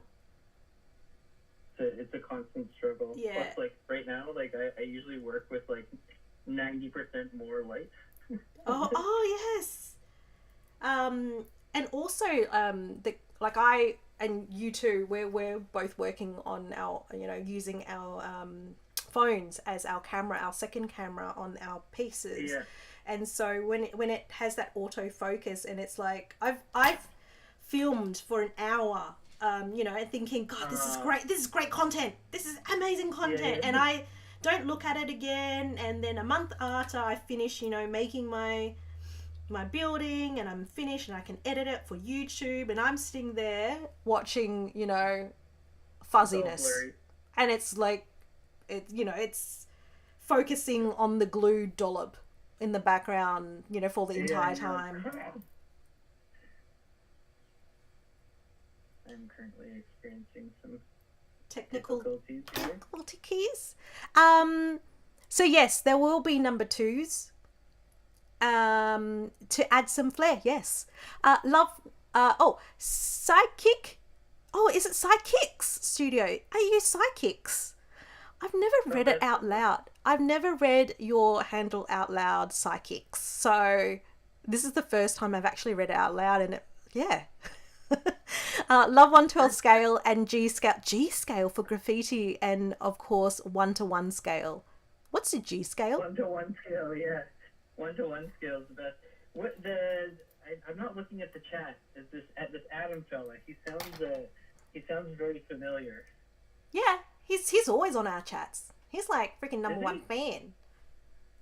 What is it? Just Adam, or is there like a? There's Adam. There's Sidekicks. There's Cybart. Or Sibart. Cybart. Adam, Sidekicks, and Cybart. Sidekicks Studios and Cybart. Do you have ideas for 1/12 challenge? Oh, yours look good. 1/12 challenge. Any ideas? What would you? Okay, for everyone that's in the chat, what would you like to see in 1/12 scale? Yeah, there you go. All right, I'm busting out my secret weapon. Oh, really? I need a door. I need a door. I have a secret weapon. I actually have a couple secret weapons. One of which I don't actually know where it is, and then the other one I do. I don't even have a toilet yet. What's wrong with me? Check this out. What is it? Corrugated paper. Oh! In my I think I have. Georgie, can you move? Georgie, can you move? Move. Good boy. Georgie. Can you hear me? Look at that. That's corrugated. That's corrugated? That's so small. Yeah. My goodness. I got it in Japan. But I don't want to use it. I've never been to Japan, so you have that up on me. Oh, and this is what I'm going to use. There you go. It's like a greenhouse. Oh no, I've shown you what I was. Oh, that was my surprise. That was your secret. Yeah, my secret weapon. You kind of screwed it. You know what? I'm gonna rewatch this back so I can watch you actually make, because I'm not watching you. I'm really concentrating on what I'm doing. I'm not watching you either. And you know what I'm gonna do? What? I'm not gonna watch this back so I can watch you crap. What? You're not gonna watch it back because you I'm kidding. Because you don't want to watch me craft? Yeah. No, I watch you craft on your channel and you. Well, I mean, you don't have to. I know I don't have to. Of course I'd watch you craft. I'm just being a jerk. Are you saying those things so I can run out of the room and take a moment so that I stopped crafting? Maybe. Is that... You know, we're pretty kind to each other because we can really just, start bagging the poops out of each other. Yeah, but it's also because we like each other. So, it's a little bit arousing skin, but, we also like each other. You know what?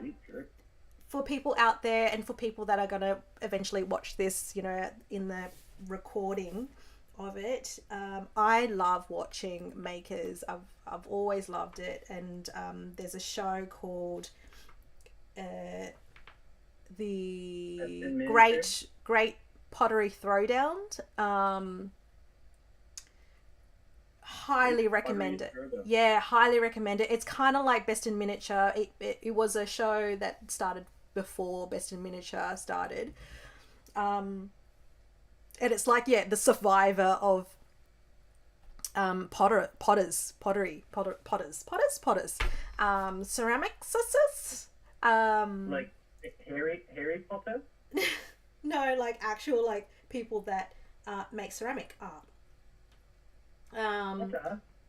And it's such a great show, and one of the things that I loved about it, kind of like in this kind of miniature art community, we we don't bag the poops out of each other, and we try honestly to don't. help each other. And so I feel like you and I do a pretty darn good job at making fun of each other, though. yeah, we do. But we are also each other's greatest fans, I'd say. Yeah. You know, we fangirl 100%. each other. Yeah. But yeah, this show, Fanboy. this pottery show, they're on there, and they are all contestants, but they help each other. You know, when one of them finishes first, the other one will come over and go, okay, what can I do? What can I help you with? Like, you know, like, let me help you. And it's all about that. And I just love that. I love that culture of like, you know what? Yes, we are competing, but I finished. You know, and it's still your idea, still your techniques, and I'm just going to help you with your techniques. And I love that. And even the judges, you know, that one of the judges, this, and he's also a potter. He loves ceramic so much. When he sees something beautiful, beautifully done, beautifully constructed, he'll tear up.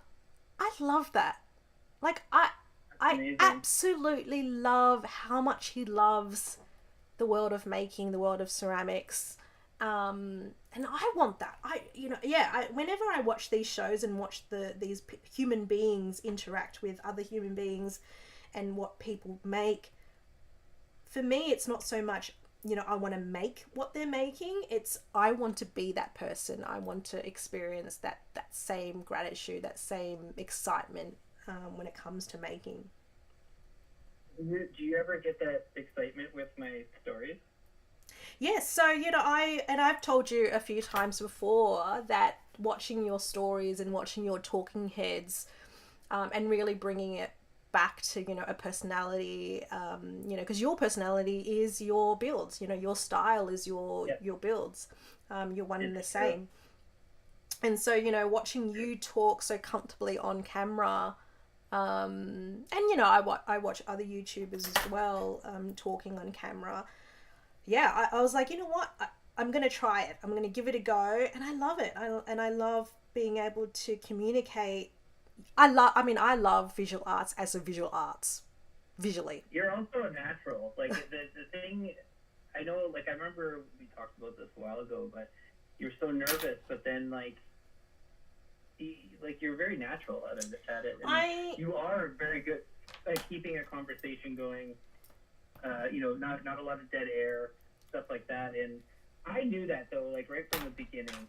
And I remember you being like, "Oh, I don't know," like you're kind of like scared and stuff, but you just did it. And honestly, like your content was always good, but like it's better now with your face and your talking and like your ideas and stuff like that. It's cool. I think that the one thing that I really like learned during art school, I mean I loved art school, but I hated art school at the same time. I always thought that I was never, you know, smart enough or articulate enough, you know, to use big words like juxtaposition, and you know, talk about my soul and talk about history. Like I know that I'm not interested in that, so I don't. And I remember not being interested in it, but thinking I have to be. So I'd read a lot about it, and I'd try my hardest to form these amazing, you know, theses. Anyway, and portray myself and talk in a way that, you know, made my, like I just wanted to sound like an artist, whatever that is, and I just, you know, and you know, whenever someone just says, "Oh, you know, can you do a presentation?" I'd be like, "Oh my god, I don't." It really scared the poops out of me, and I really am, you know, really afraid of, you know, being like I've got bad stage fright. But one time I thought, "Eff it, I'm not going to write a speech. I'm just going to get up there and I'm just going to talk about my work." Because I know my work, and you know what? At the end of the day, if I say poops a few times in there or fart. That's you. Or, you know, or whatever, and talk like a normal person and say 1,000 times. It's it's okay. Yeah, and you know what? My art isn't about my soul and isn't about history, or I mean, I can make it about history and all that kind of stuff, and about being political and stuff like that. But really, it's just I just saw it, it looked funny, and I wanted to make it. And I think that when I came to terms with why I make things, and my place in the community of makers, and really honoring the fact that, especially during COVID, where we just wanted to see funny shit. We just wanted to see cute, funny, cool stuff. And like, I've had my day of like working and grinding and, making sure everyone else is happy, listening to everyone else's complaints, and people being worried about money and their jobs and stuff like that. At the end of the day, all they want to do is go onto Instagram, see something funny and cute for a second and go, you know what? Life isn't so bad in that 1 second. And then they flip. Yeah. And then they flip and they look at another thing. I just, I was really happy to be a part of that. And yes, yes, it's very fleeting. But I enjoyed that content as well. Like, I really enjoyed seeing a little cartoon, panda farting, on the screen. Like, and it was cute and it's farting, and I was having a really bad time during COVID, during, like, with my work and dealing, because I dealt with customers as well, and, complaints and things. And it, and I love my job, but, it does kind of get to you. And listening to people complain all the time, it does really get to you. And so, for me, my outlet was watching, cute stuff farting. And so, like, I learned that I can get up and talk like I usually talk and be a little bit flippant about it, but also convey how much I love it, how much I love other people doing it as well. But also I kind of wanted it, so that people can see that, this kind of casual, sometimes smart arse-ish kind of person can make cool stuff. So can you. You too can. You don't have to go to art school and call yourself a creative and call yourself an artist to make anything. If you want to make something, make it. 100%. And it's all about, like, I get this question asked a lot of, like, how do you get started in this? And I just say, just start. Yeah. I don't know how else to say it. Like, go get some popsicle sticks. I'm literally using coffee stir sticks right now, like, which are just smaller popsicle sticks. And I'm using, like, craft card, which, like, when I first used craft card, it was actually just from a box, like, like a cardboard box, like a cereal box. And I know a lot of, artists make, like Jen, that's on just... Oh no! Now I've forgotten her handle, but Jen's on the best, the best in miniature. And she uses cereal boxes, and I love the fact that when she flips it over, and you can see the cereal box, like patterns and graphics on the inside of it. I love that. Yeah.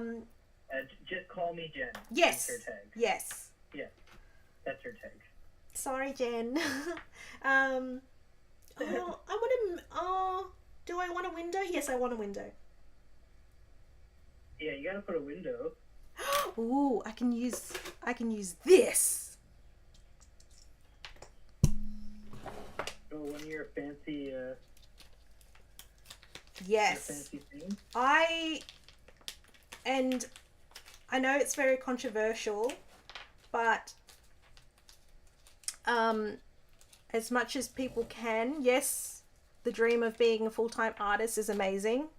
But I like money and having access to be able to buy cool tools when I need to. So that's why I stayed in my full-time job for so long, because I mean, even though I really loved my job as well, so leaving it was really quite a shame, because my character, I love black and white, doing policies and black and white stuff, as much as I like being creative. But you know, that also gave me the opportunity to earn money, and so I can actually, you know, afford to travel. Every single time I travel, I always go into all the art stores that I can find because I absolutely love art tools. And so I found this one in a Japanese stationery store. Yes, it worked. I'm making some moves here. Making my way downtown.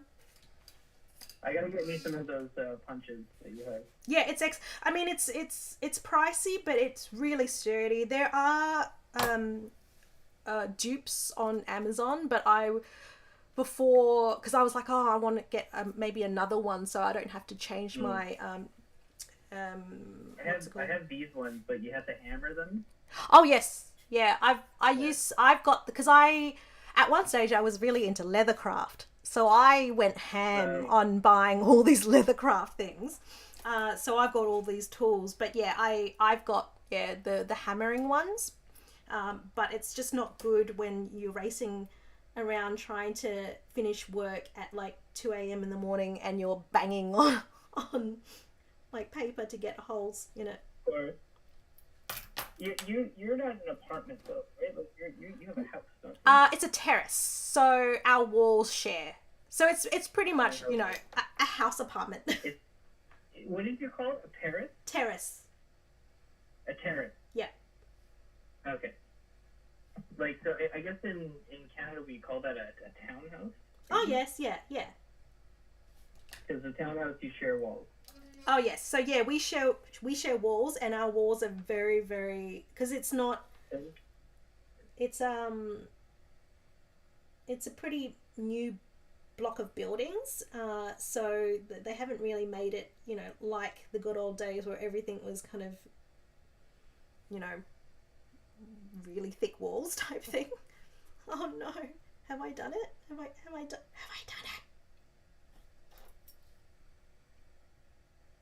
And door. I'm making my door already. You want to see my piece? Oh, I haven't made my actual dunny part. Oh my god, you are like so blazing. You're blazing. Blazing. I'm actually pretty happy with it. No, it's very neat. Like and you've even got like the fact that when you have the door open, like the structure of it looks like a real dunny. Dunny. I love that, by the way. The dunny. Oh my god, okay, I stuck it too close, so I can't use the hinge. My future door is almost created. No, my hinge doesn't stick out enough. Do I cut it? I have to. You know what? I'm gonna just cut it off, do it again. Get it off. This is, see, what? Do I really need to be this tricky? Yes. The answer is yes. The answer is absolutely. Yes, you have to be tricky. Yeah. I'm doing my scoring, and then I'm going to painting. You're painting it? Yeah. Jeez. Well, we're trying to finish this thing, aren't we? Yeah. I think I'm gonna finish. I think I might. Do you have any ideas? I don't know. Maybe a bin, crate, and pole. Yes. Maybe. What was that? Oh, I missed the question. Do you have ideas for 112 challenge? And when I think when I said, oh, you tell us, and Cybart has said maybe a bin, crate, and a pole. Okay. We could also do a porcelain toilet. Keep it toilet related. I mean, that's kind of like 90% of our conversation. I mean, I'm not wrong. No, I'm laughing because it's true. Yeah, we talk about poo a lot. Yeah, we do actually. Why is that? But like, we don't talk about our poo. We just talk about poo. Like Like poo in general. This is the content people need. Yeah, of course. Now, I don't see any questions in the thing, so in the chat. So I'm going to ask you a question. I'm listening. What did you want to be when you were a kid? Yeah, okay, this is a good one. So, like, you know, most people would assume, like, I want to be a policeman or a fireman. I want to be Spider-Man. I wanted to be a paleontologist. Oh. I love dinosaurs. That is so... Because I love dinosaurs too. Yeah, I still do, actually. So there's this museum in Alberta. It's in close to Calgary, Alberta, or even close to Red Deer, Alberta. And it's in the west of Canada, and it's called the Royal Tyrrell Museum. And every time I go back to Calgary, if I have a chance, I'll go to that museum. And it's a dinosaur museum. And I just fell in love with dinosaurs. Like, I just absolutely love them. And, you know, I'm an 86 baby, so I fell in love with dinosaurs, and then Jurassic Park came out. So, like, it was epic. Also, so you can just say, but I was into dinosaurs before Jurassic Park. Yeah, like, I was, like, the original hipster for dinosaur lovers. Yeah. That's so cool. So, like... Yeah. And basically just, you know, life happened and you fell into chefistry. Yeah, like, well, I mean, oh shit, I moved this from. in high school, I got into music is what kind of took over my life. Oh, okay. It was music. And, that I played football, which I wasn't really into, but I kind of was like following in my brother's footsteps a little bit, I guess.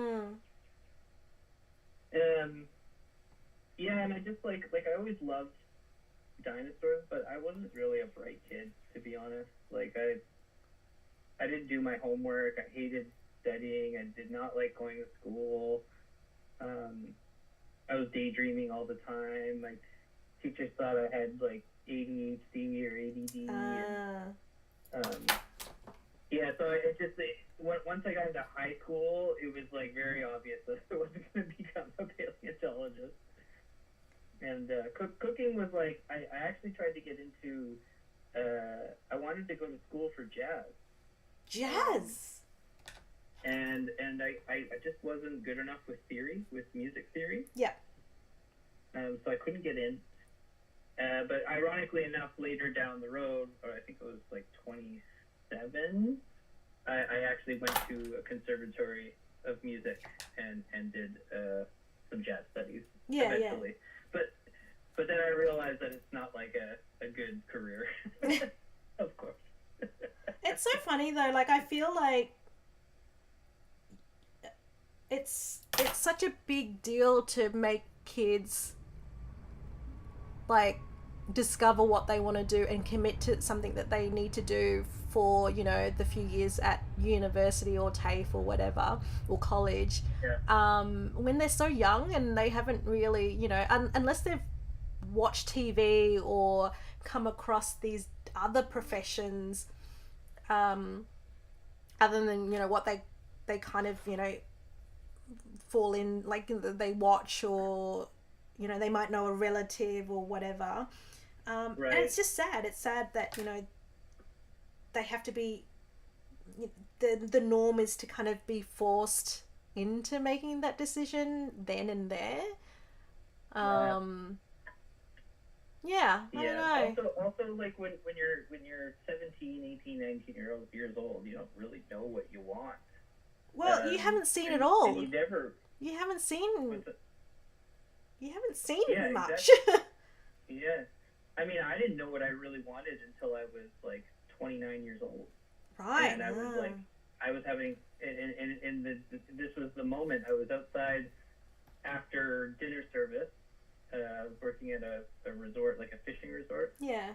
Just got slammed at dinner. Went outside and I'm having a cigarette with my sous chef. I don't smoke anymore, but at the time I was. Yeah. And he's talking to me, and I just kind of zoned out. And I'm looking at him, and I'm looking at like my life. What am I doing? I'm looking at and I'm just like, man, like this guy's like 65, and he's been a sous chef since he was like my age. Like, I don't want this for my life. Like, and he was like Skeletor, like this poor guy. Like, I mean, he's a great guy. It's just, I just saw myself in him in the future. Yeah. And it freaked me out. I was like, oh my god, like, that is I such would a die. 1990s like TV drama movie experience. That's kind of cool. Yeah, exactly. Like it's the whole thing where like you can hear the person talking, but it's like it's slowly zooming in on the actor's face, and there's like, you know, the sound is getting more and more muffled. What is it? As the Wonder Years? Is it Wonder Years? Wonder Years, yeah. So yeah, that was a life-changing moment, and I remember the next day, I took the day off work because I was like, I was just super anxious, right? Mm. And then and I enrolled in animation school. Wow. Because like the whole day I was like, I want to do art. Like, I don't want like sure, like cooking's art, but like when you're cooking for people that go to resorts, they're just like, you know, rich people are the worst sometimes. And you know, it's just like do I want to cook for people that don't actually appreciate it? Yeah. Or do I want to just make art for people that appreciate it? Yeah. And so then I was like, well, what kind of art do I still like to do that could make me money? I already tried the whole, you know, be a professional band thing. That didn't work. That was an epic failure. Yeah. So I was just like, well, I used to do animation, and I love that. Like, is there even an industry for that? So I started doing research, and there's just like, I found out that Montreal has just got this massive industry. Yeah, so people like, come, okay. people come, So and like, people come to Montreal for it. What's that? People come to Montreal to do animation. Oh yeah. Isn't it? So Yeah, it's a big animation, industry there. Art, yeah. Well, 3D animation. Now I don't know if this is technically true, but the very first production in 3D was done in Montreal. Wow, cool. And what it was the Dire Straits music video, Play the Guitar on the MTV. Yeah. And that was the very first rendered 3D image used for media. Now they've had rendered stuff for like demos and stuff like that, but they never used it for a music video or any kind of source of media, like, you know, like how we see today. Yeah. And that was like the first time, and it's just, it's kind of cool that, you know, all these years later, it's still, for Canada at least, it's one of the leading places for animation.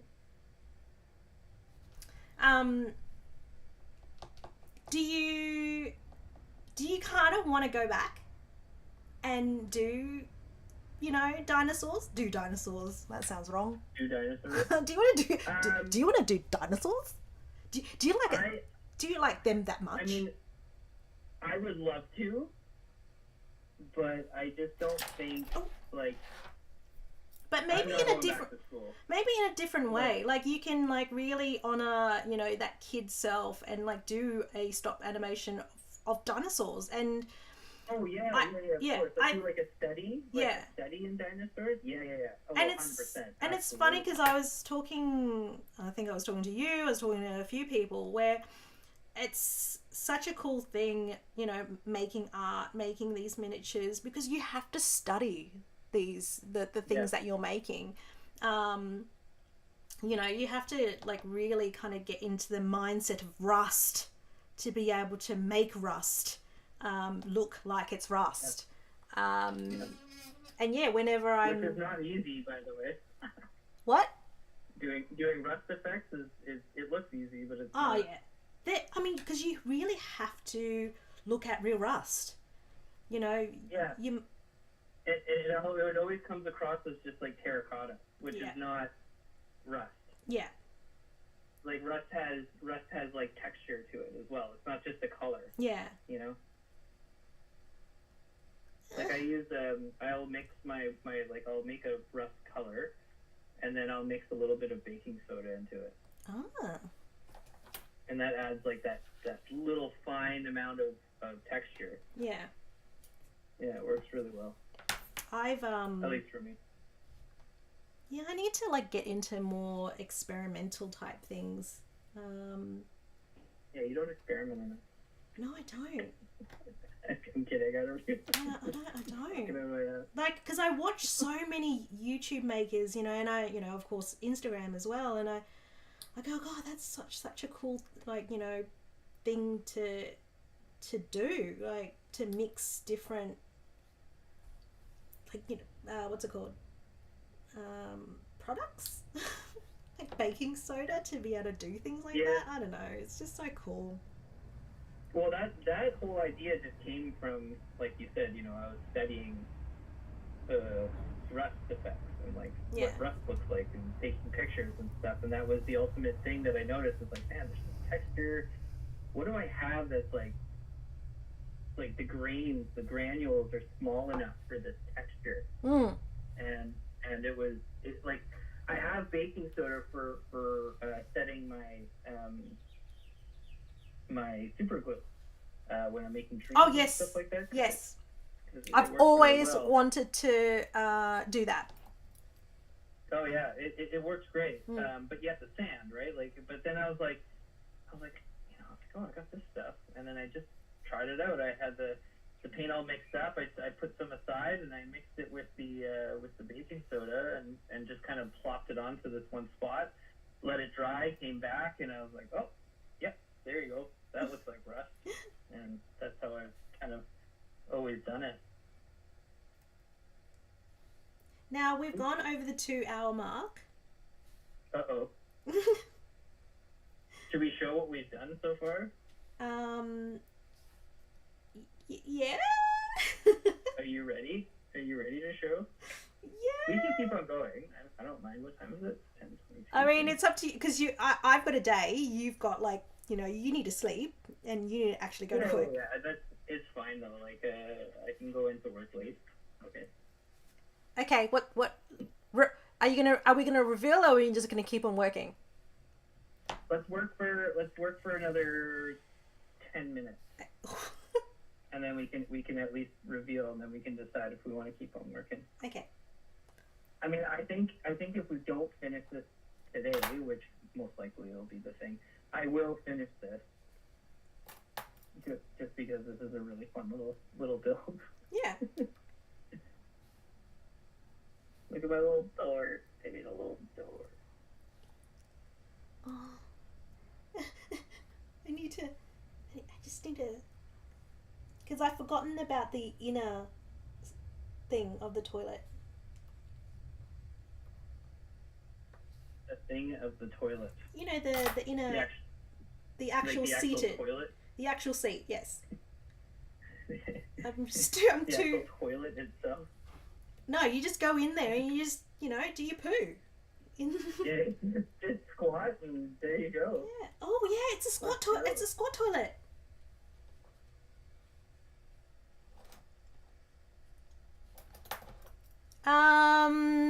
Adam asks, where would you store this finished piece? The outhouse? I'm assuming. I'm hoping I'm assuming right, Adam? Like that's a question from the chat? Yes. And he's probably this one. Mm-hmm. I will probably bring this into work. Oh, and cool. have it on my desk. Oh, yay.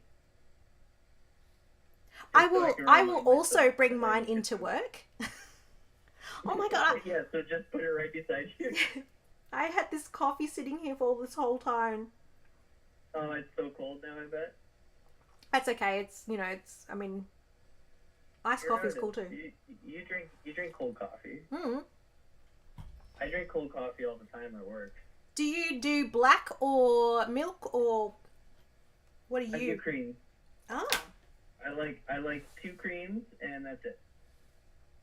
That's my two coffee. creams. It depends on what I'm drinking. If I'm having a cappuccino, I'll just have the cappuccino. I don't put anything else in it. Okay. If I'm having having a latte, I'll just have the latte. Same with flat white, just flat white. What else? Americano, depending on the quality of the beans. If the beans are really good, I'll drink a black. Oh. But if the beans are not very good, I have to have cream in it. Yeah. Like I can drink sludge. Like I'll drink like the coffee that's been brewed like 14 hours ago that's been sitting on the thing. Like I'll drink that and I'm happy. Yeah. But if I'm gonna drink good coffee, like I'll usually have it in an espresso, a cappuccino, or something that's not necessarily modified too much. Like I'm not adding anything. I'm just drinking it however it's made. Yeah. Yeah. What about you? I love black coffee, but I also love milky coffee. I understand like in Americas and probably in Canadians, like the cream, but I've always grown up on like milk with my coffees. Yeah, that makes sense. But is it tradition in Australian culture to have tea like Brits? Brits have tea time. Like, is that a thing? I mean, in Australia, as you can see, I'm quite Asian. Yeah. Listen, And no, I'm talking about just being in Australia, not just Asian. and Australia. because I can only talk about like what I experienced as a kid and growing up. Okay, so tea drinking, yes. I'd say like coming, thinking about my friends and going to, different people's houses. Yeah, tea time is very, very big. Like I used to, instigate tea time at work and go, okay, everyone, 3:00, let's, tea time. Okay. Because like in England, it's like a part of the workers' union. Like they have to have. Oh yeah, time. like a smoko. It's very much, yeah. Like it's a part of their culture. Like there's, it doesn't matter what you're doing. It's like 3:00, everybody stops. Yeah. Yeah. No, I mean, I suppose not so much at work because you want people to keep on working. Do you really? But yeah, it is a thing. When you're working a real job. Yes. Did you like to save your poos for work? I really don't like. I didn't. I'd say probably only in the last like few years that I've been comfortable enough to poo outside of the home. Not like in a toilet, not just anywhere like. Not in like your neighbor's yard. Yeah, just. Good morning. Top of the morning to you. Yeah. Hey. Yeah. I've only just really felt comfortable in the last few years, and it's really come about because I was when in Rome. I was in Rome, and we went to do a little bit of a tour of the Vatican, and it was a really busy day that day, and I already had lunch and my stomach was not happy, and it's it was only in 20 minutes of this tour that we were on in the Vatican, and the Vatican honestly was amazing. The architecture was amazing. Anyway, I remember thinking, oh my god, my stomach is not happy. I don't think I'll be able to, we're kind of halfway kind of walking through the Vatican. It's a really big building. And I was thinking, there is no way I can run out and find and go to the hotel, which was luckily very close by. But yeah, I was like, I don't think I'll be able to make it in time. And so I just went into the toilets in the Vatican and I pooped. And yeah, How did that make you feel? it was very satisfying. I mean, in more ways than one. But I was like, you know what? No one cares. Everyone pees. Everyone poos. Yeah. Like, it's just natural. Just do it. Like, and you know Yeah. what? At the end of the day, if someone, is like giggling in the next stall because you're, popping a poo, who cares? Popping the food. You just, you're not gonna see each other ever. Maybe while you're washing your hands, but other than that, Yeah. you're good. Yeah, it's fine. Everyone poos. So I was, and I think that kind of made me feel a little bit better about pooing in public, but also like I then at work you'd have too much for lunch or whatever, and you'd have to pop a poo at work as well. I'm always a firm believer of pooing on the clock. Get Yes. paid to poo. I can't leave the house without a poo. Oh yeah. You yeah. gotta do that. You have to poo on your own throne, but then you save one for at work. Oh That's really? what I do. No, Oh yeah. look, if I don't have to poo at work or in public toilets, I won't do it. If I can save it, I will save it. But I know it's not healthy for me. I'm that guy that's standing in the urinal and farting at the same time. That's me. And people look at me. Amazing soundbite. Freaking, that's a reel. Yeah, I'm the guy. I'm that guy. I'm much more comfortable with it now, but I used to not be very comfortable at all with it. And I know, I understand it is a very natural thing in life to do, but it just, I don't know. I really like my alone time, Each their own. It's okay. I mean, it's completely understandable. Yeah. Thank you. There was a time where I cared, but then I don't know. I stopped. I just don't give a shit. I take shits. I don't give them. Well, you do shits. Okay, I'm sticking my base on. I'm doing this so wrong. I'm already painting. I really should have. I don't even. Oh no! I don't even have a hole in my base. Okay. I need a hole for the poop to come out. Okay, that's the hole. That's the hole for the poops.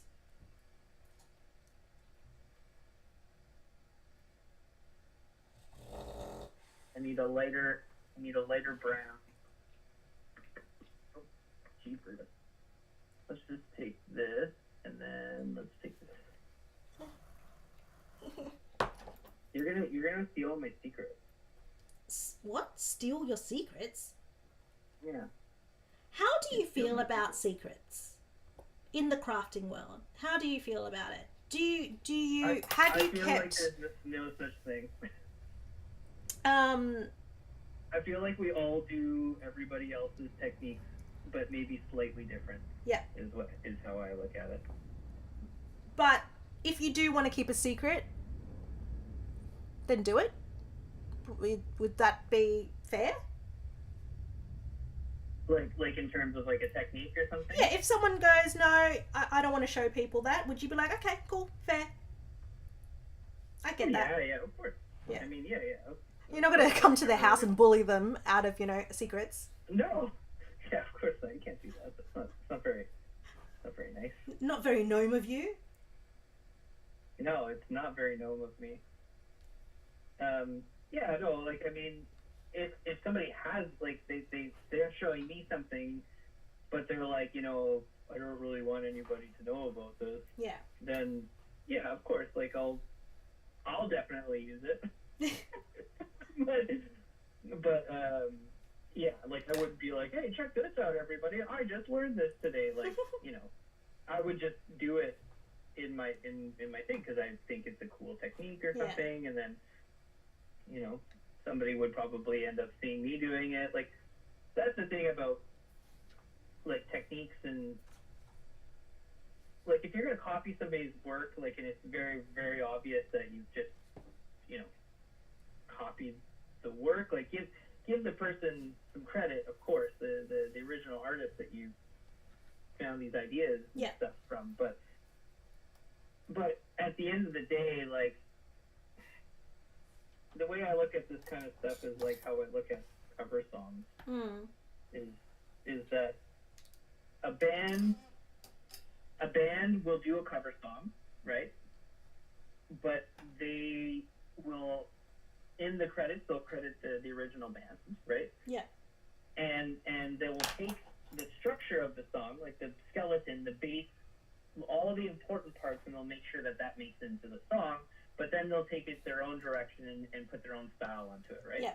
And I always use Metallica as a good example because they have lots of amazing cover songs, and they are able to capture a song, and you're like, oh man, it's Metallica covering this song, but you know it's Metallica because of the style, because they're playing it a bit different. But like, for example, if you were to hear a cover of Hotel California, and they took out that iconic guitar solo just for their own egotistical whatever, well, yeah, then obviously it's not gonna be as cool, you know. Like, I would be a little bit choked as like a listener. Yeah.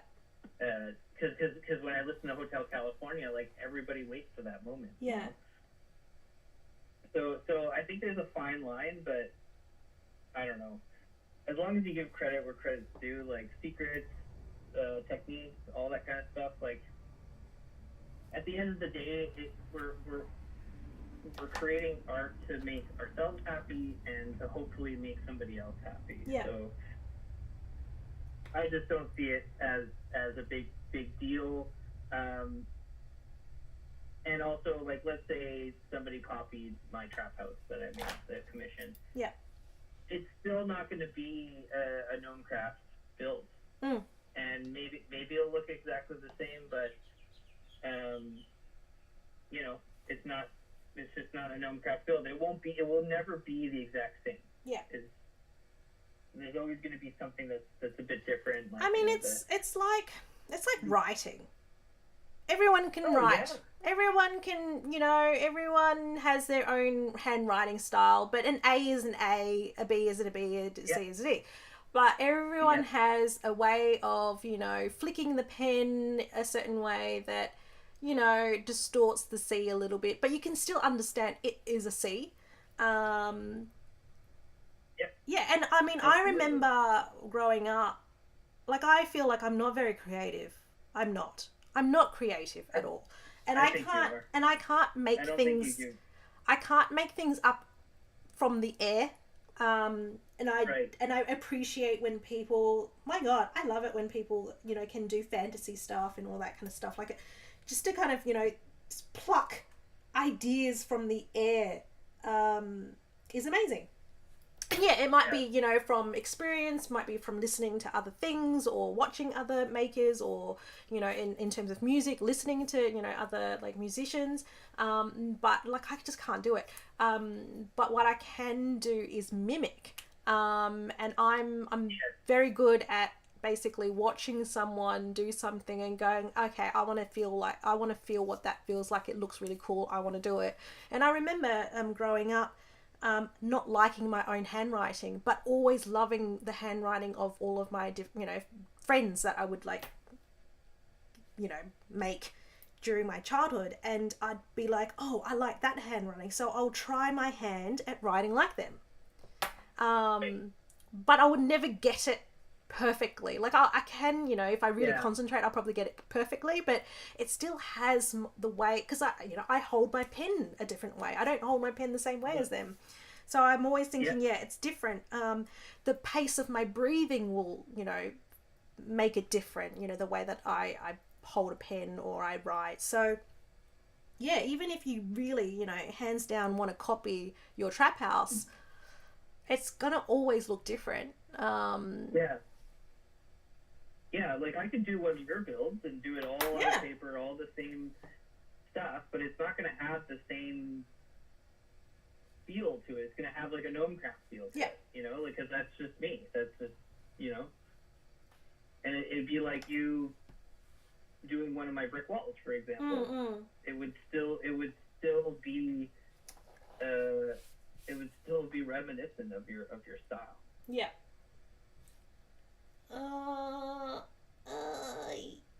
Man, I love dry brushing. Oh my god, you're even. I'm like, I don't have a roof. I have nothing. I have a hole in the ground. Maybe that's my style of toilet. I thought you were gonna beat me. I'm almost done. At least the outhouse. Oh my god. I love this texture that you can get. It's fucking awesome. Love that. Oh, I haven't even read Karma mode? I don't know what you're talking about, Adam. Adam says every maker needs coffee for staining just in case they need to make an impromptu treasure map. Yeah, I agree. Yeah. I've spilt coffee all over my builds once, and I was like, you know what? Free weathering. I actually spilled water today at my desk. Oh, that's not good. Yeah. It's not my computer, too, so it's definitely not good.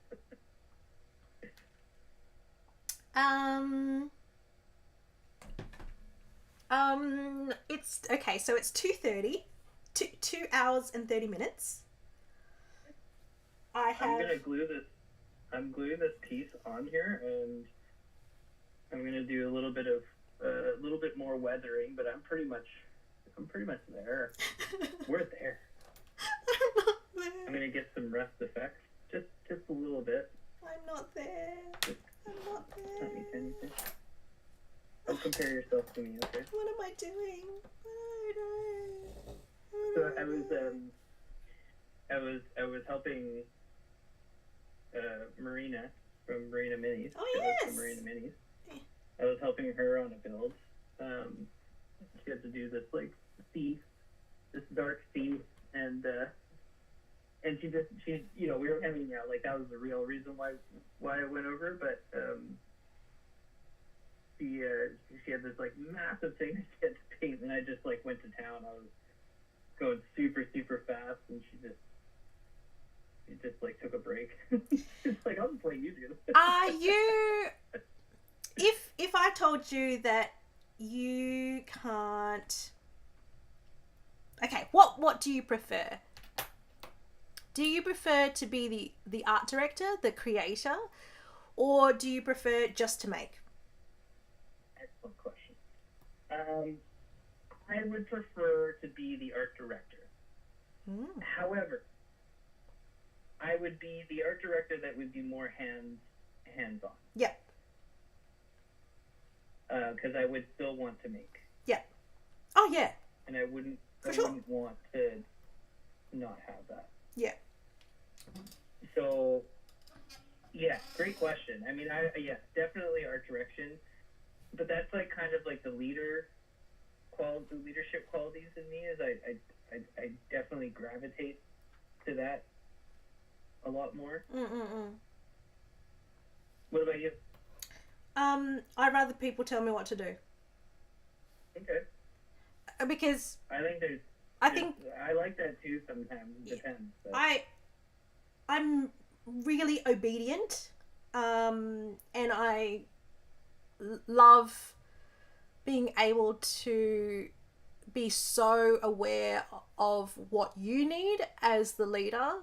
And it really brings me joy when I have worked with you for so long that I've watched you as you're working. Even if I came to a new job and you're my new boss, I love just being aware of your movements and going, okay, he's searching for something there, and I bet you any money, because he's actually doing some weathering now, he's probably going to be after a paintbrush. I'm going to go and get it. Here's a paintbrush. And I think it stems from me helping my dad. Like, I was always like, I want to be useful. I want to help you. And And I know that, I wasn't really good at mechanics or like, doing all that kind of stuff as a kid. So what I would used to do was just stand by him and gauge what he's doing, not really understanding it, but understanding it in my own way, like making up my own science about it, and then learning enough to kind of go, okay, he's like basically use the socket wrench to tighten that up, and normally what he'll probably want to do is, like get a rag to, okay, let me go and run and get the rag, and have that ready and have, hand that. I loved that. Yeah. I loved being useful as a kid, and so I think it's the same thing with me now. I've always liked to be useful to people.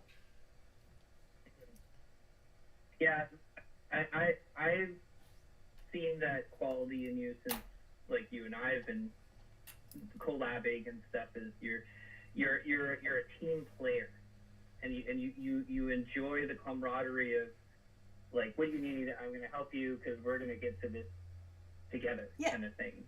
And I always, is the vibe I get off of you, for sure. Yeah, and I think that, especially in, I mean, like, I come from the retail side of things, and I used to tell the managers and, the store managers and their store manager assistants, and even the casuals working there, and you probably have the same thing in chefistry and animation.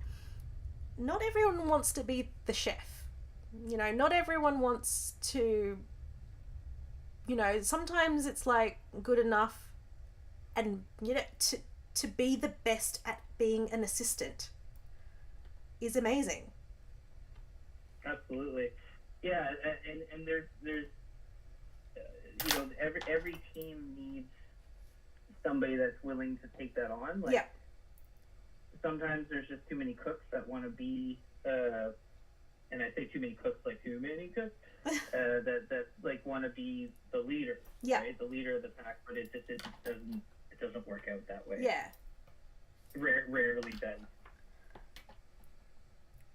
Because I've also watched a documentary on team building and like the perfect team, and it really opened my eyes to the different personalities that make up a really good team, and it made me appreciate the naysayers, the accountant of the team. There's always that accountant that says, yeah, but is it within budget?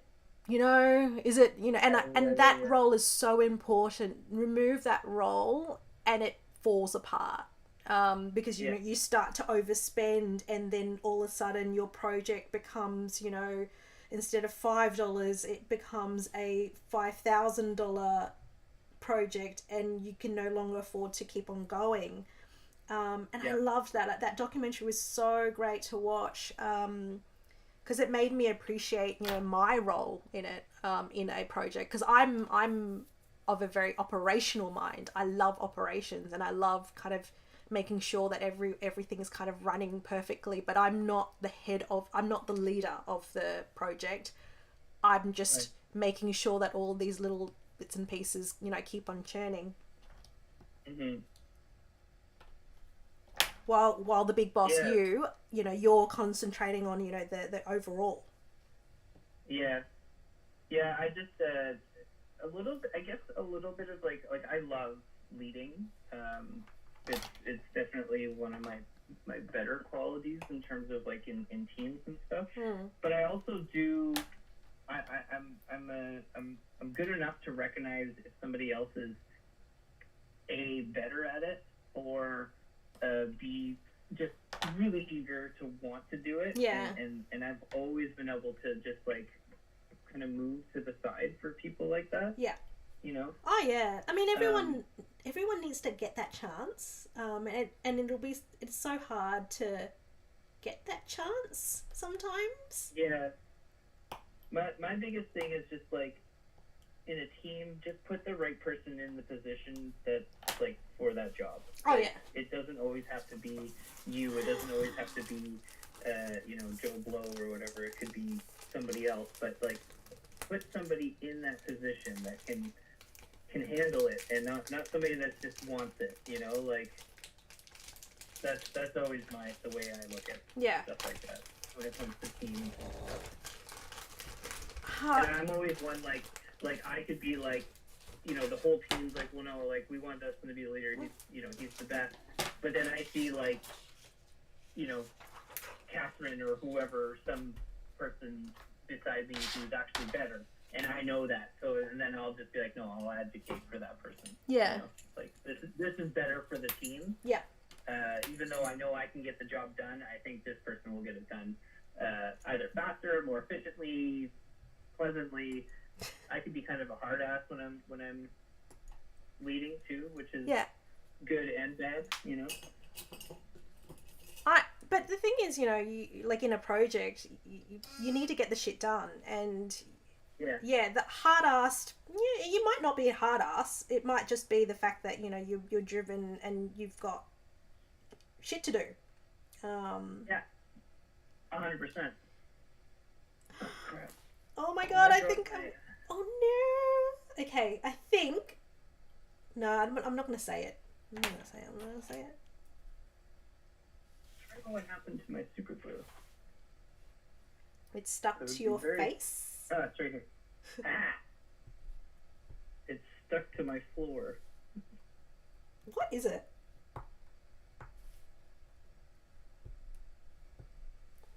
Oh, thank you so much for the people that are joining us and for the people that are still remaining listening to our live.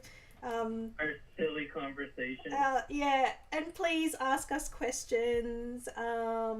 If you want another angle, you know, of what we're doing, I'm trying my best to kind of change my angle as I'm kind of doing things, but definitely if there's an angle that you want to see a little bit better, or if you want us to actually say what we're doing and how we're doing it, definitely ask us, or else we're just going to keep on chatting. I just finished my outhouse. No! Yeah. I decided to actually score my own corrugate, and I'm bummed that, you know what, am I? What? No? Am I? Oh. Yeah, no what, I'm just gonna use the plastic that I've got, and I'm just gonna cut it, because I've never used this before, and I thought, no, it's a clean sheet, and I'm just gonna use it. I'm gonna use it. Just use it. Just use it. Just use it. I watched Martin Night Shift Martin. I've forgotten his last name now. I'm so sorry. Night Shift Martin. Yes, Night Shift. He does military stuff. Mostly. I don't know if I think I follow him. He's amazing. He's another maker that, yes, he does amazing stuff, but the way that he expresses his love of making through his YouTube videos is just so motivational, so inspiring for me. So yeah, that's why I watch him so much, and he's just, I don't know, just something about him. But yeah, he's really cool as well. He's quite talented. I've actually had a few since we've been doing lives and stuff. I've had a few of your followers start following me, and some of which are other crafters. Which was the one Lina Miniatures, or I can't remember her name. She seems really nice. She comments all the time in our Lanny. Yeah, on our reels. Lanny Miniatures. Lanny, yeah. Yeah. Lanny. Lanny, yeah.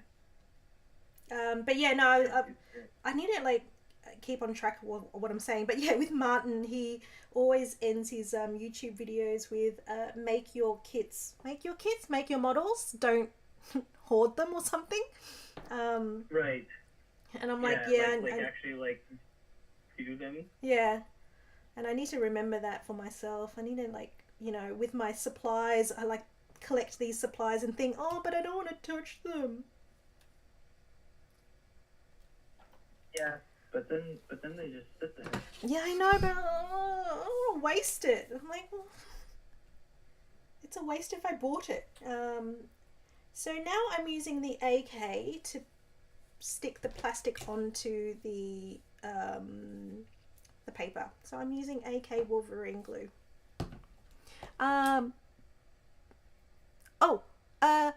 David Miniatures. Hey Dustin, is that the neck thing I gave you? Is that the next thing he gave me? Mm-hmm. What, the outhouse?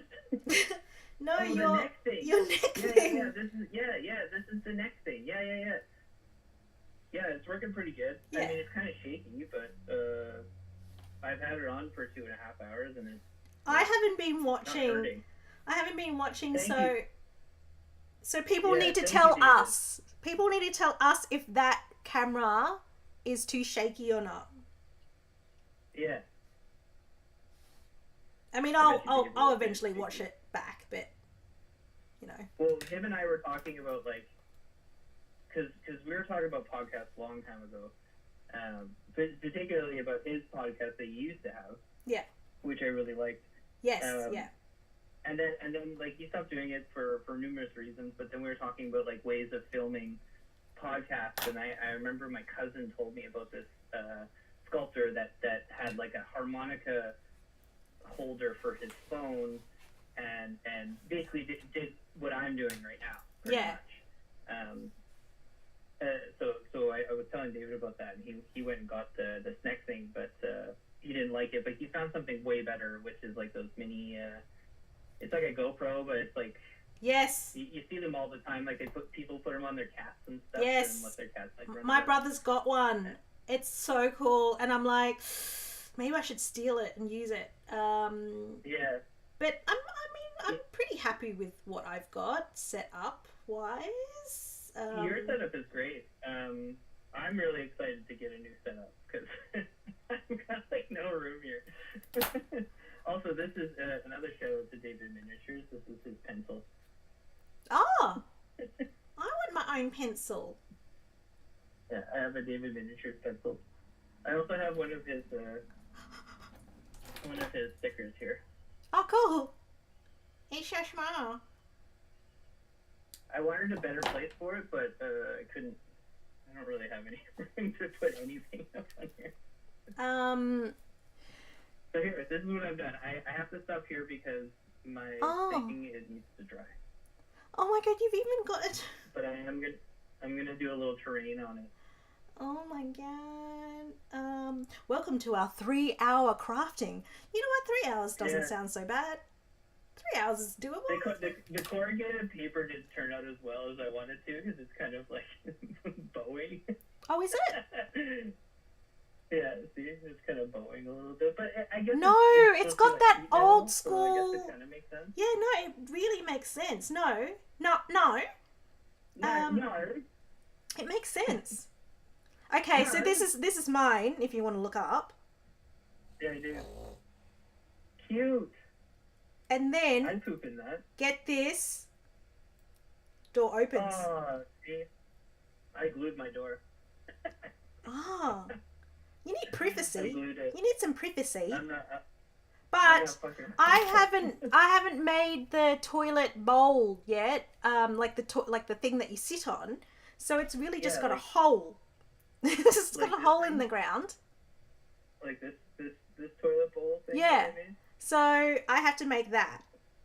But I've got a hole, so if I don't get time, then you just sit there and it's a clear. Well, I'm gonna see if I can put some Phoenix down. And then I need to go and look at this and say nice. Oh wait. Nice seems to be working. Oh, it's a bit shaky, but only when you stipple. Ah. Yeah, okay, that makes sense. I need something good here. I need some. I'll send you something. It works really well. See what stick. Wait. So David asks, I wanted to ask you what that stick is you use for glue. Oh, okay. So this. Dun, dun, Oh dun, yeah, dun. Actually, I wanted to know this too.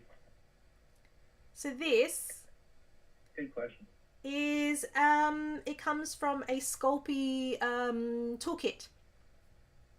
It's just a clay needle point tool. I used to use I used to use bamboo sticks to apply my glue, and also pick up pieces to then apply those to the piece. But as you can see here, if I don't wipe it, then it becomes a chunk at the end. And I just got really lazy to, like, you know, chop it and then sharpen it every single time. And then one day I had a barbecue skewer on my desk, like a metal one, like this. And I was using it and I was like, oh my god, it's so good. And then I used to make miniature food out of Sculpey. So I had this tool with me for quite some time, and then I started using this because it's a much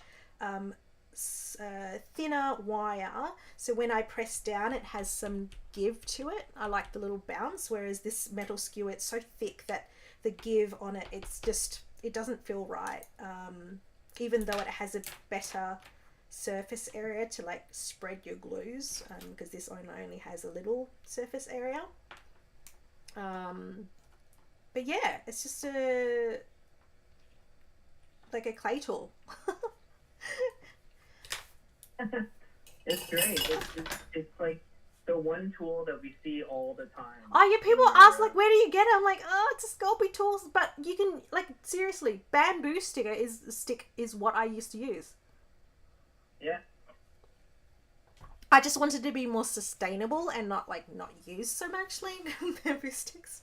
No, I just wanted to, you know, have something a little bit more. And I like picking off the glue. Like, you'll see me do it a lot in these, where I'm, like, always just picking off the glue on this. It's just so soothing.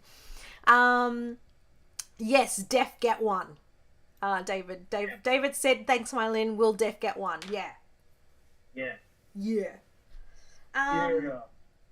I really love my toilet, but I need to.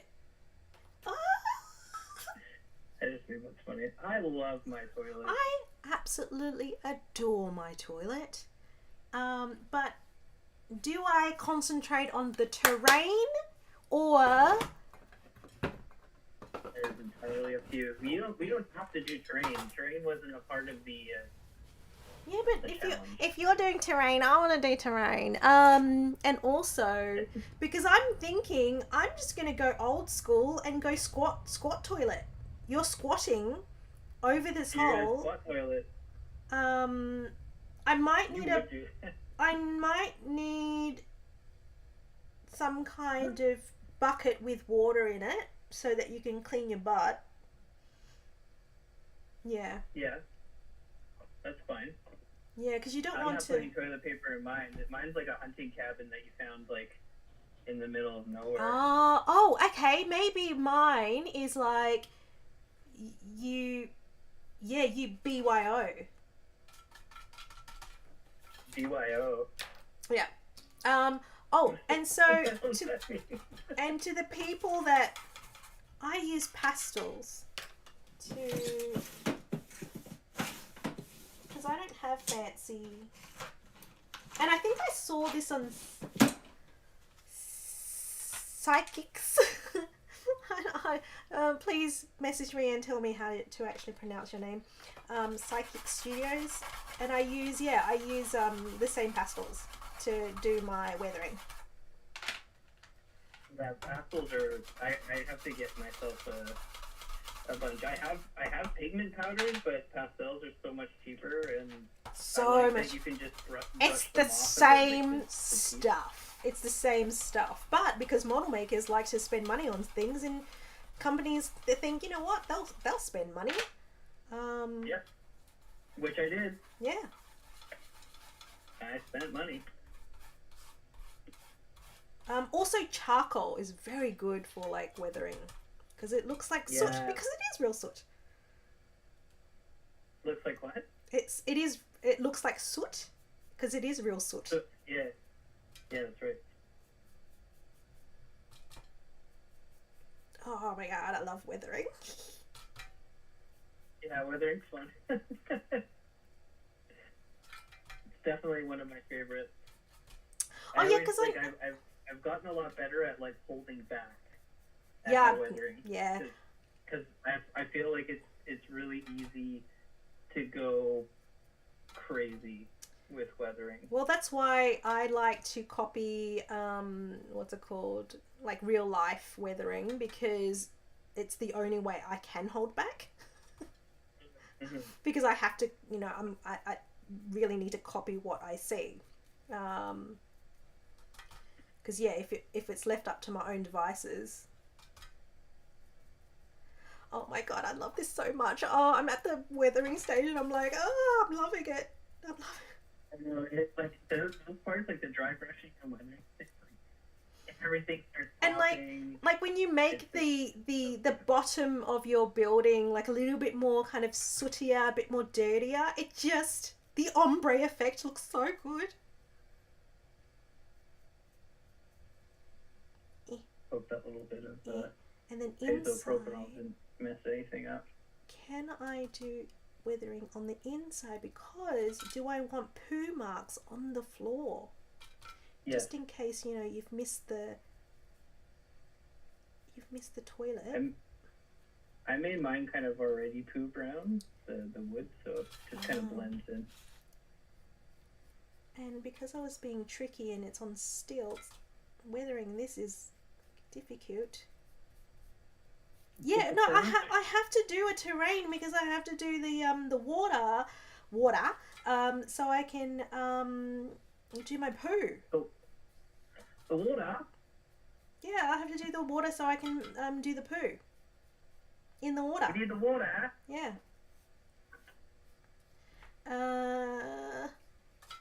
Getting there. Okay. And then, because I want to be extra, let's go highlight some areas. Oh, Dustin, I love this so much. Oh, we should have told people that whilst you're on this, make it with us. Yeah. It's too late now because we're nearly done. We're nearly done. But please, next time, when we do our next challenge, it'll be so, so cool if you made it with us. And hopefully, if you want to copy what we're making at the same time, amazing, do that. Yeah. Hopefully our camera angles are, good enough for you to kind of see what we're doing. Yeah. I say have fun, give it a go. And yeah, I've been getting a lot of people asking me lately, like they want to get into miniatures, but they just don't know where to start. And my one biggest thing. Sorry? I said get some popsicle sticks. Yeah, but that's the thing. Like, start with what you've got. But I think I kind of understand where you're coming from in terms of starting with something. Like, what do I cut? What do I do? And I always say, like, start with what you want to make. But even if you don't have that, what you want to make, because you want to make everything, yes. Yeah. If you're watching us making, this outhouse, make it with us.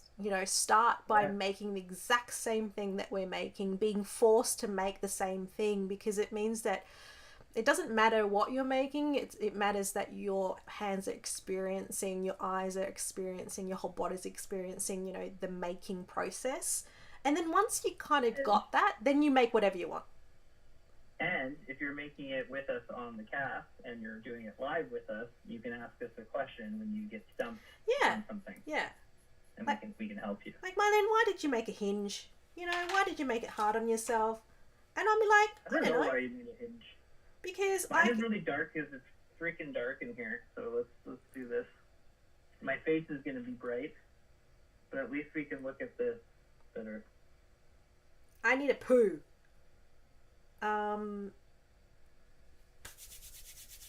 okay, what do I get to contain my poo?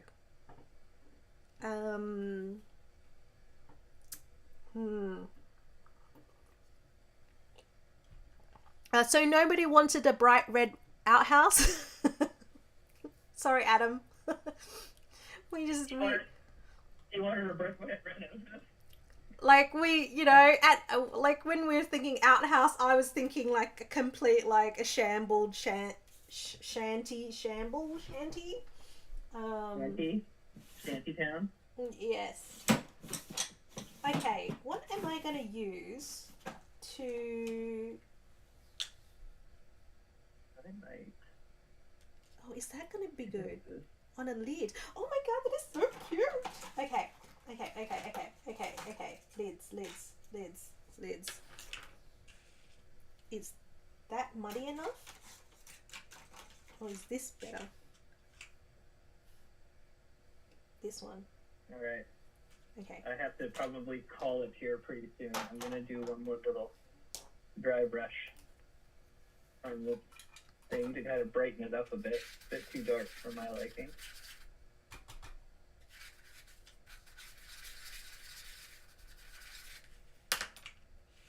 How much time do you need, Mylyn? Are you almost done? I'm pretty much there, kind of.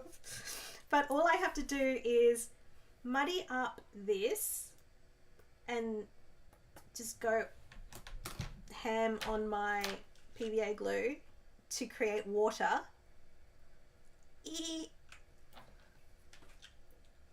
I think I did too much, but that's okay. That's okay.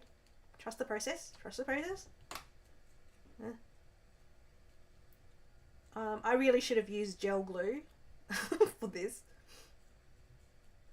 But that's okay. I will take a photo of it and put it on our Instagram page once it dries. Oh, yeah. I'll take pictures of mine in the morning, too, once it's all done. And post it and say, like, this is what we did. Or do I get like a different glue and just not commit to that one? Okay, I've got gel glue. This actually turned out better. Me hitting this with a little bit more of a lighter dry brush. Or do I just commit to the... Go. Yeah. I did it. I'm gluing this mamma jamma down. I'm calling it good. Okay, I'm gonna use the PVA and just hope to the crafting gods that I didn't overdo it with the craft glue.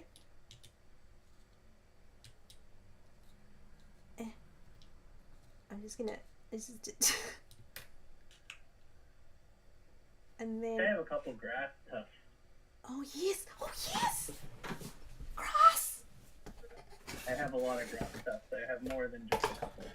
I used to be really into like making terrain and stuff like that, so I've got heaps of foliage. Oh, of your own terrain? Like you've made your own? Yeah, I was really into like using fake grass and things like that, so I've got heaps of it, but of course I don't use it anymore. Because I decided I'm going to make my own out of paper. Yeah, of course. That's very much on brand. What else do I have? I have this clump foliage. This looks pretty good, actually. Okay, hopefully that will dry nicely. Oh, I need a poo! Ah! Okay. You make a poo? I'm going to make a poo! Okay, to make a poo, I'm going to take one of these clumps of foliage. I'm just going to dab some glue on it. And then I'm going to take some of my charcoaly pastel and colour it in. And now it is poo. Oh my god, it is poo. Oh. One Yeah, one. One. It's a floater. It's a floater. Okay, just a floater. okay, just one clump, as you can see. I'm turning off my action cam and taking this off because it's actually starting to bother me now. And then I'm going to place it underneath the hole somehow because it's stuck to... It is stuck now. So funny, I had my charger out the whole time and I didn't even plug my phone in. I'm so surprised my phone didn't die. I'm going to make this more balanced because I don't like the balance of this.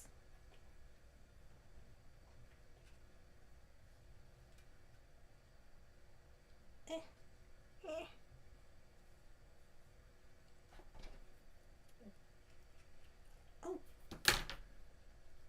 Do I have? I've got an outhouse with poo. It's a poo. Oh, I don't have a door handle. God damn it. How are people going to get in?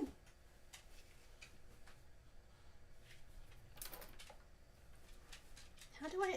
A door handle. Once I get the door handle on, it's done. I don't have a door handle. Me. Well, your door doesn't swing open. It's glued open. You're pooing with nature. Indeed. Oh, yes. yes. Most of our conversation this time was about poo. Well, I Very mean, much on brand. we are making outhouses. Oh, question. Oh, it fell off. Mine fell off of Is that a question? Mine fell off of the thing. Okay, question. So nobody wanted a bright red outhouse. Question. Wait, no. Wait, where are you pointing? Adam? What? You've pointed. Oh, Adam says if you had to put in a fly zapper on this build, how much time would you want to spend working on the light and the flickering effect? Would you want to be away from the crafting part for the least? Huh? He's saying like how tedious would it be to make like a flickering buzzing buzzer light, I guess. Is that what he's saying? Yeah. How long will it take? You need a special, like, unless you have like there's like certain LEDs that like flicker, like you know the tea candles that you can buy, the fake tea candles. Yeah. Those already have like a flickering LED, but they're a warm yellow or whatever. But you can get like terminals that you plug all your lights into, and it's basically kind of like what strip lights do, and then you're able to control like animations with the lights, so flickering, strobing, stuff like that. Marina's Minis knows a lot about that because she does a lot of those kind of techniques. Yeah. Her build. But I would say it would be kind of easy because what I would do is I would take just one of these. I actually have one right here. One of these lights. Yep. I would take one of these and I would just paint. I would paint the bulb like a translucent dark, like a dark translucent blue or something like kind of bright. So then it would just kind of like pulse a little bit, and I'd probably use that. Yeah. I mean, that's what I've used in my previous builds, and it looks great. And sometimes I use like gift wrap cellophane, clear, like in a different color, or sometimes I just get a Sharpie and I'll literally color the bulb in, a different color to change the color so it's like a bit warmer if it's like a bright white one. Yeah, that's what I usually use as well. Because I'm not very technically skilled with soldering and lighting and stuff, and I always try to get the cheapest and the quickest option that I can find for my builds. And also, like using, if you've got enough space to hide the battery pack, fairy lights and Christmas lights that flicker. Yeah, that's really, really like really useful. Like, I mean, yeah, for me, it's like I'm always like, yeah, what's the quickest hack that I can find that I can do the least amount of work on those kind of things, and it works. Absolutely. That's why I gravitate to that candle. Like it Yeah. kind of already has the animation going, and you just need to figure out the color at Yeah, that point. yeah. And David says Google for model train welding LED that would work. Oh, Yeah, and so yeah, I've also used Light My Bricks yeah. system, and I've also used, what was the other one that I used? Mr. Hobby. Mr. Hobby does the super clear stuff. Yeah, and so they also do like lighting systems, and their little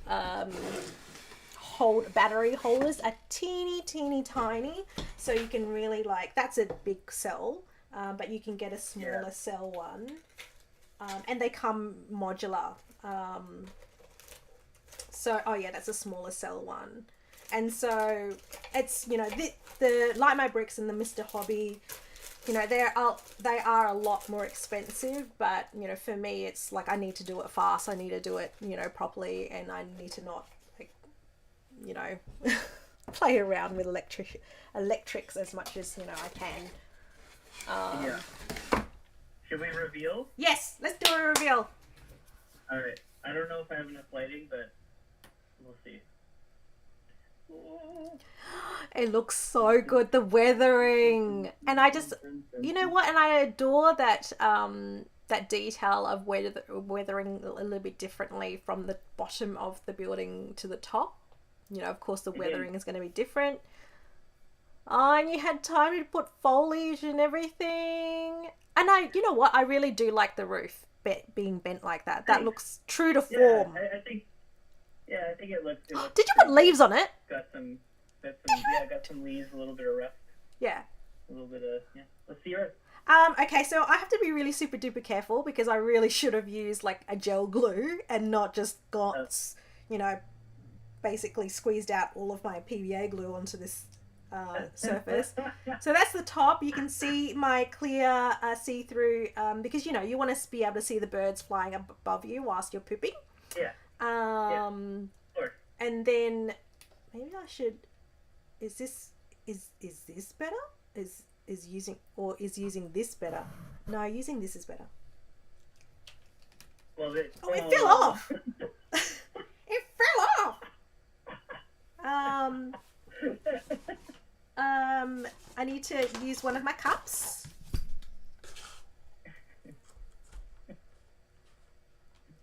There you go. Oh, look at that! It's cute. You know what? I'm not gonna hold it. I'm gonna hold my phone instead. Yeah. It looks great. I like how you can see in the slats. Yeah. And then you even put those little bracers on the. Is that all paper? You mean that all is paper? On brand. Oh, there you go. On brand. Come on. There. There you go. Oh, looks great. And then the door is on a hinge, but I have to like let go of my phone to be able to. You're gonna knock it over. We saw it open already. Activating the hinge. Activation. Activate the hinge activation. There you go. You can even play with it. Look at that. And then the hole where you squat, so it's a squat toilet. Yeah. And you can see, and then you can see the hole, and then that's the poo. And then hopefully the PVA glue will dry clear-ish. Of course it will. Yeah, and then I really like, you know what? My favorite thing today is doing the light grey on top of the wood, so it looks like it's really like kind of old, worn, brittle wood. Good job. Thank you. It's got a lot of like texture and detail. I love how it's like all wonky. It's perfect. Yeah. I don't know how people will get to this toilet because I didn't have time to make a like ladder, but I meant to do that. You could put a rope in the hole. Oh. But yes, that's my toilet. David Miniature says it's made for welding effect, but I've used for a projector effect on a mini drive in theater would work for a zapper too because it's the bluish part. Oh, okay, yeah. He's just talking about creating that flickering look. The effect, yeah. Yeah. Cool. And then Action Figure Sold Separately says ESC, which I think is escape, but I'm thinking it's not ESC escape on the keyboard. No. It's probably some electrical thing. Yeah, it's like a type of light, I think. Okay. So ESC for small RC projects would allow for a lot of control. Oh, cool. Yeah. That's one of the nomies. Action Figures Sold Separately. Yeah, that's one of my nomies. Yeah. Robert is his name. But I'm going to assume that you're talking about a keyboard and you're talking about escaping. So escaping for small RC projects. Yeah. But yes, this. Cool. Yes. I thoroughly enjoyed this. I hope everyone thoroughly enjoyed watching us and banter. Yeah. Definitely. We're going to keep on doing this. I don't know whether we're going to have time to do it one before Christmas. Probably not. Maybe. I don't know. It'll probably be an impromptu. No. Yeah. But yeah. We should share our, once this is all dry tomorrow. Yep. Tomorrow morning I'll take some pictures and I'll share it tomorrow. Yeah. So everybody can see some better pictures because my webcam is not the best. I'm really hoping that my glue does.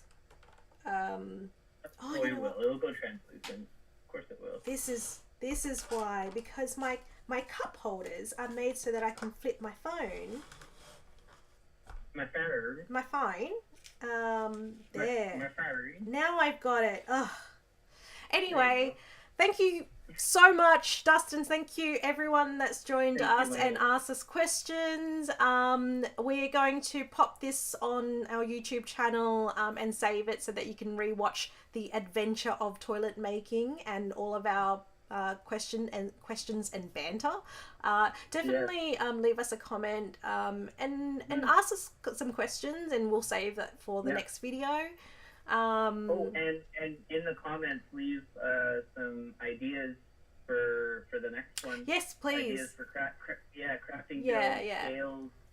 And it doesn't have to be the obvious. It could be something like we went with an outhouse today. So it could be something crazy. I mean, something that we can finish in 2 to 3 hours. Because it'd be nice to kind of and basically for us it's just about fun, making things for fun, getting your crafting juices flowing. That doesn't sound right. But yeah, just, getting in there and cutting things up and sticking things together and going, you know what, it's not 100% perfect. No one can get up to my toilet on stilts, but you know what? It's fine.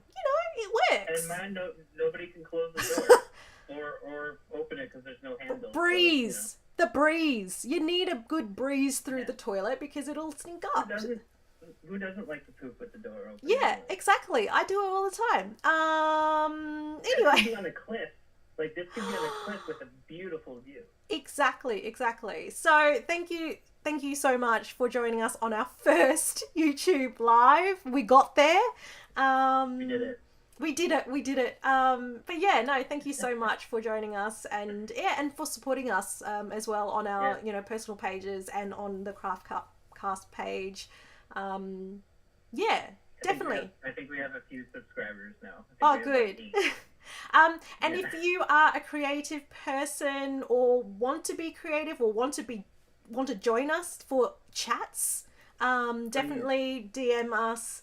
And we would love to have you on the Discord / YouTube channel live, so we can just chat while you craft doing something, or while you basically, take on the challenge of making stuff with us. So yeah, definitely. And if you're too shy to show your face, just come into the live and try to do the challenge with us. And if you run into any issues, just hit us up in the chat and we'll try to answer your question and help you out. Yes. Anyway, I think that's it. Thank you so much. That's it. Thank you very much, everyone. Bye. And you'll have to stop the stream on the OBS. Stop recording. And the stream. You have to stop stream.